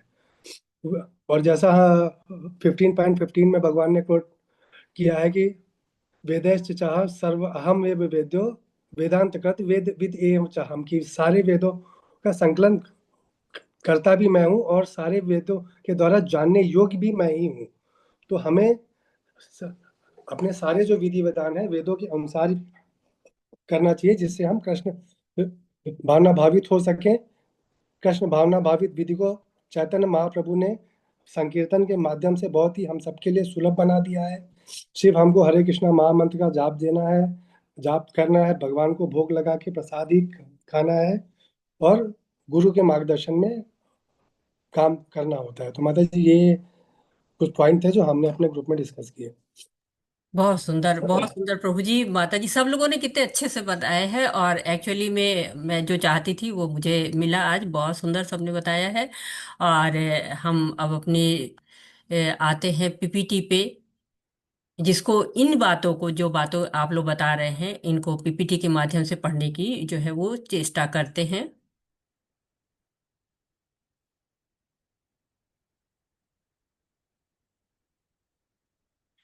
तो कहा तानः दूषिता करान संसारेषु नराधिमान क्षिपाम्य जम समरसा भानु सरिशेष योनुषु। जो श्यालु है, दुराचारी हैं, और जो मनुष्यों में सबसे नीचे हैं, उन्हें मैं निरंतर भौतिक अस्तित्व के सागर में जीवन की विभिन्न आसुरी योनियों में डालता हूँ। तो इनको आसुरी योनियां ही प्राप्त होती हैं। ये कोई इस योनि से उस योनि में जाते हैं, हमेशा गर्भ में रहते हैं। आश्रय गुण का परिणाम, इसलिए भौतिक अस्तित्व में हम जीवन में इतनी सारी प्रजातियां पाते हैं, जानवर, कीट, मनुष्य इत्यादि। सभी को श्रेष्ठ शक्ति द्वारा व्यवस्थित किया जाता है, वे आकस्मिक नहीं है। जहां वह आसुरी लोक की बात है, यहाँ यह स्पष्ट रूप से कहा गया कि वे सदा के लिए राक्षसों के गर्भ में डाल दिए जाते हैं। इस प्रकार वे श्यालु बने रहते हैं। मानव जाति सबसे भिन्न है। तो बहुत सारी योनियां होती हैं, हर योनि की अपनी विशेषताएं होती हैं, और उसी विशेषताओं को भोगने के लिए, वैसी इच्छाएं करने के कारण ही ये जो असुर लोग होते हैं, ये तरह तरह की योनियों को प्राप्त करते हैं। और कहते हैं कि ये क्या होते हैं कि श्यालु बने रहते हैं।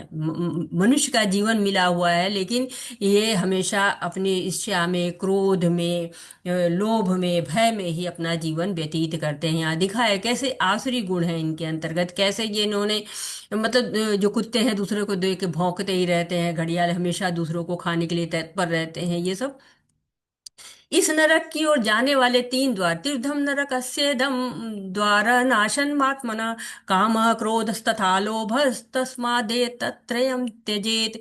इस नरक के 3 द्वार है, काम क्रोध और लोभ। प्रत्येक समझदार व्यक्ति को इनका त्याग कर देना चाहिए, क्योंकि ये आत्मा को पतन की ओर ले जाते हैं। तो ये क्या है, नरक के द्वार हैं। हम लोग कहते हैं ना कि नरक द्वार होता है तो क्या खुल जाता है, तो तुरंत आदमी उसके अंदर का प्रवेश कर जाता है। लेकिन जो है वो नरक के द्वार ये क्या है, काम क्रोध और लोभ को क्या कहा गया है, ये नरक के द्वार हैं। तो हमें जो है इन नरक से बचना चाहिए, काम क्रोध और लोभ से बचना चाहिए, सत्व गुण तक ऊपर उठना चाहिए। जब सत्व गुण में उठेंगे तभी हम भक्ति कर पाएंगे, तभी हम भगवान को पा पाएंगे। भगवान तो दीन बंधु है, कृपा सिंधु है, लेकिन फिर भी वे असुरों को निम्न योनियों में डाल रहे हैं। क्यों भगवान उनका उद्धार नहीं कर पा रहे हैं, कर पा रहे नहीं, नहीं कर रहे हैं, कहने का मतलब है। हे कृष्ण करुणा सिंधु दीन बंधु जगतपते गोपेश गोपिका कांते राधा कांता नमस्तुते। कृपा सिंधु है, जगत पते हैं, तो ये भी भगवान की कृपा है कि उनको योनियों में डाल रहे हैं। ये भी उनकी दया ही है कि उनकी इच्छा है ना। अगर कोई जेल में जाना चाह रहा है तो उसको जेल में डाल दो, उसको अच्छा लग रहा है, तो यही भगवान कर रहे हैं, उनको अच्छा लग रहा है इन योनियों में भटकना।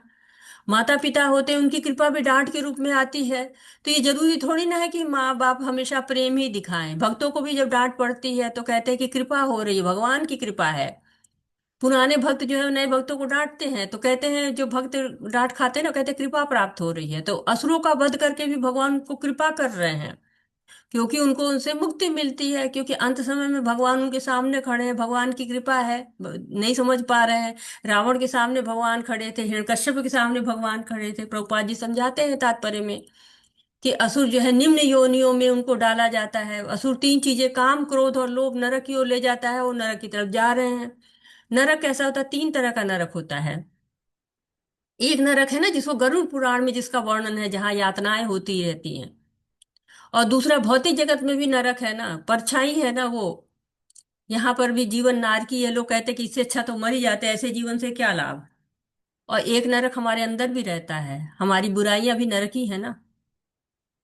तो इस नरक के द्वार कौन से, काम क्रोध और लोभ। काम क्रोध और लोभ पे जहां दस्तक थी आपने अंदर घुस गए नरक के।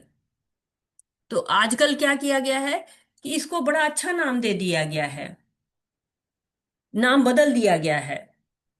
इसी को कहते हैं ना, जैसे टॉयलेट है, तो टॉयलेट कहने में सबको तकलीफ होती है कि दूसरों के सामने टॉयलेट कैसे बोले, तो लोग उसका दूसरा नाम रख लेते हैं, रेस्ट रूम है, ताकि बेझिझक किसी के सामने बोल सके।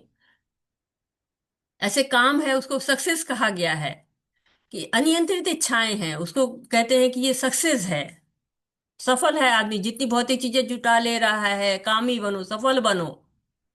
क्रोध को क्या कहते हैं, एक्शन है, मूवी, एक्शन मूवी है, सारा क्रोध दिखा रहे हैं उसको। कहते कौन सी मूवी पसंद है, एक्शन मूवी पसंद है। बच्चे भी नकल करते हैं, कई बार आप एक्शन मूवी देखते हैं, एक्शन गेम देखते हैं, वो बच्चों को बिगाड़ देते हैं, बच्चों से गलत कार्य करवा लेते हैं।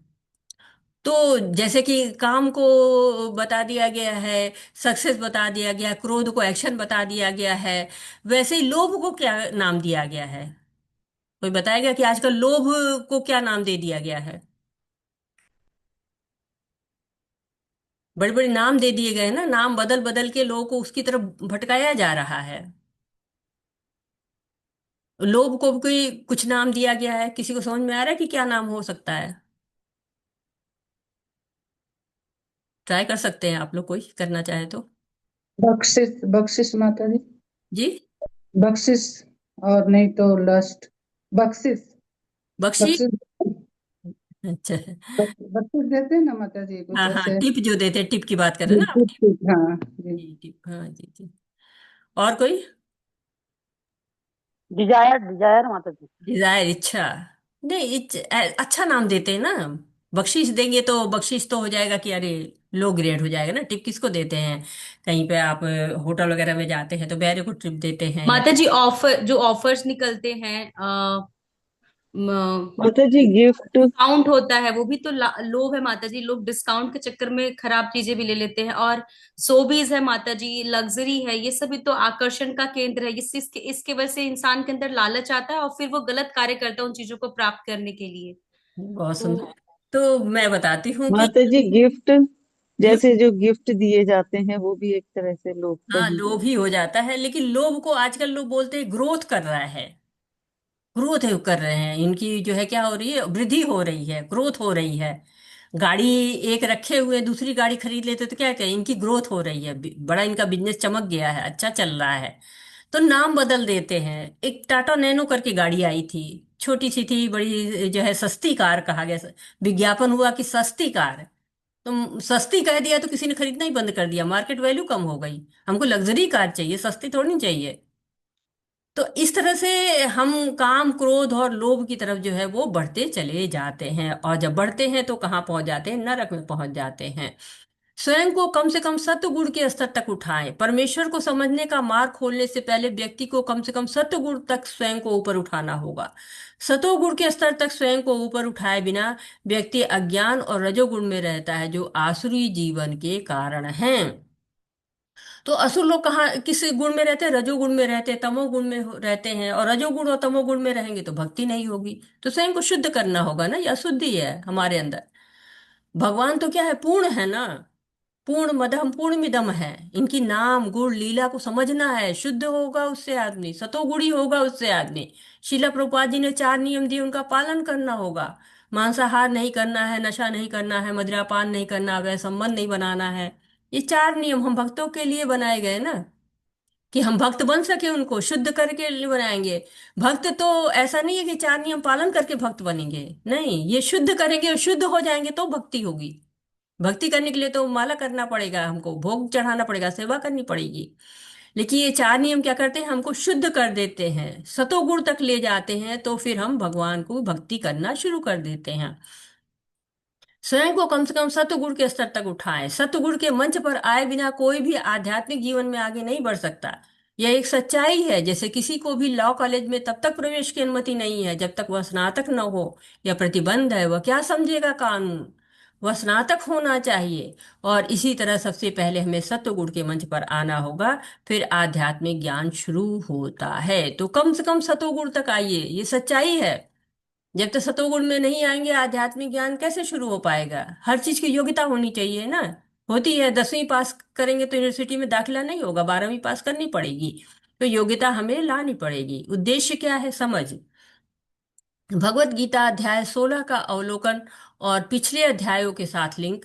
हमने संबंध को जाना है कि कैसे 14 और 15 के साथ लिंक करता है। भगवत गीता 16 1 से 5 के संदर्भ जन्म से दैवी और आसुरी गुणों को धारण करने के संबंध में अभिजातस्य शब्द की महत्व की चर्चा की। तो हमने अभिजातस्य के बारे में भी जाना।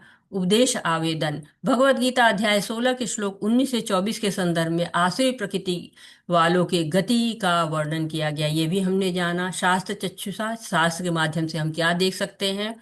वर्तमान विश्व मामलों में दैवी तथा आसुरी प्रकृति के उदाहरणों की पहचान की।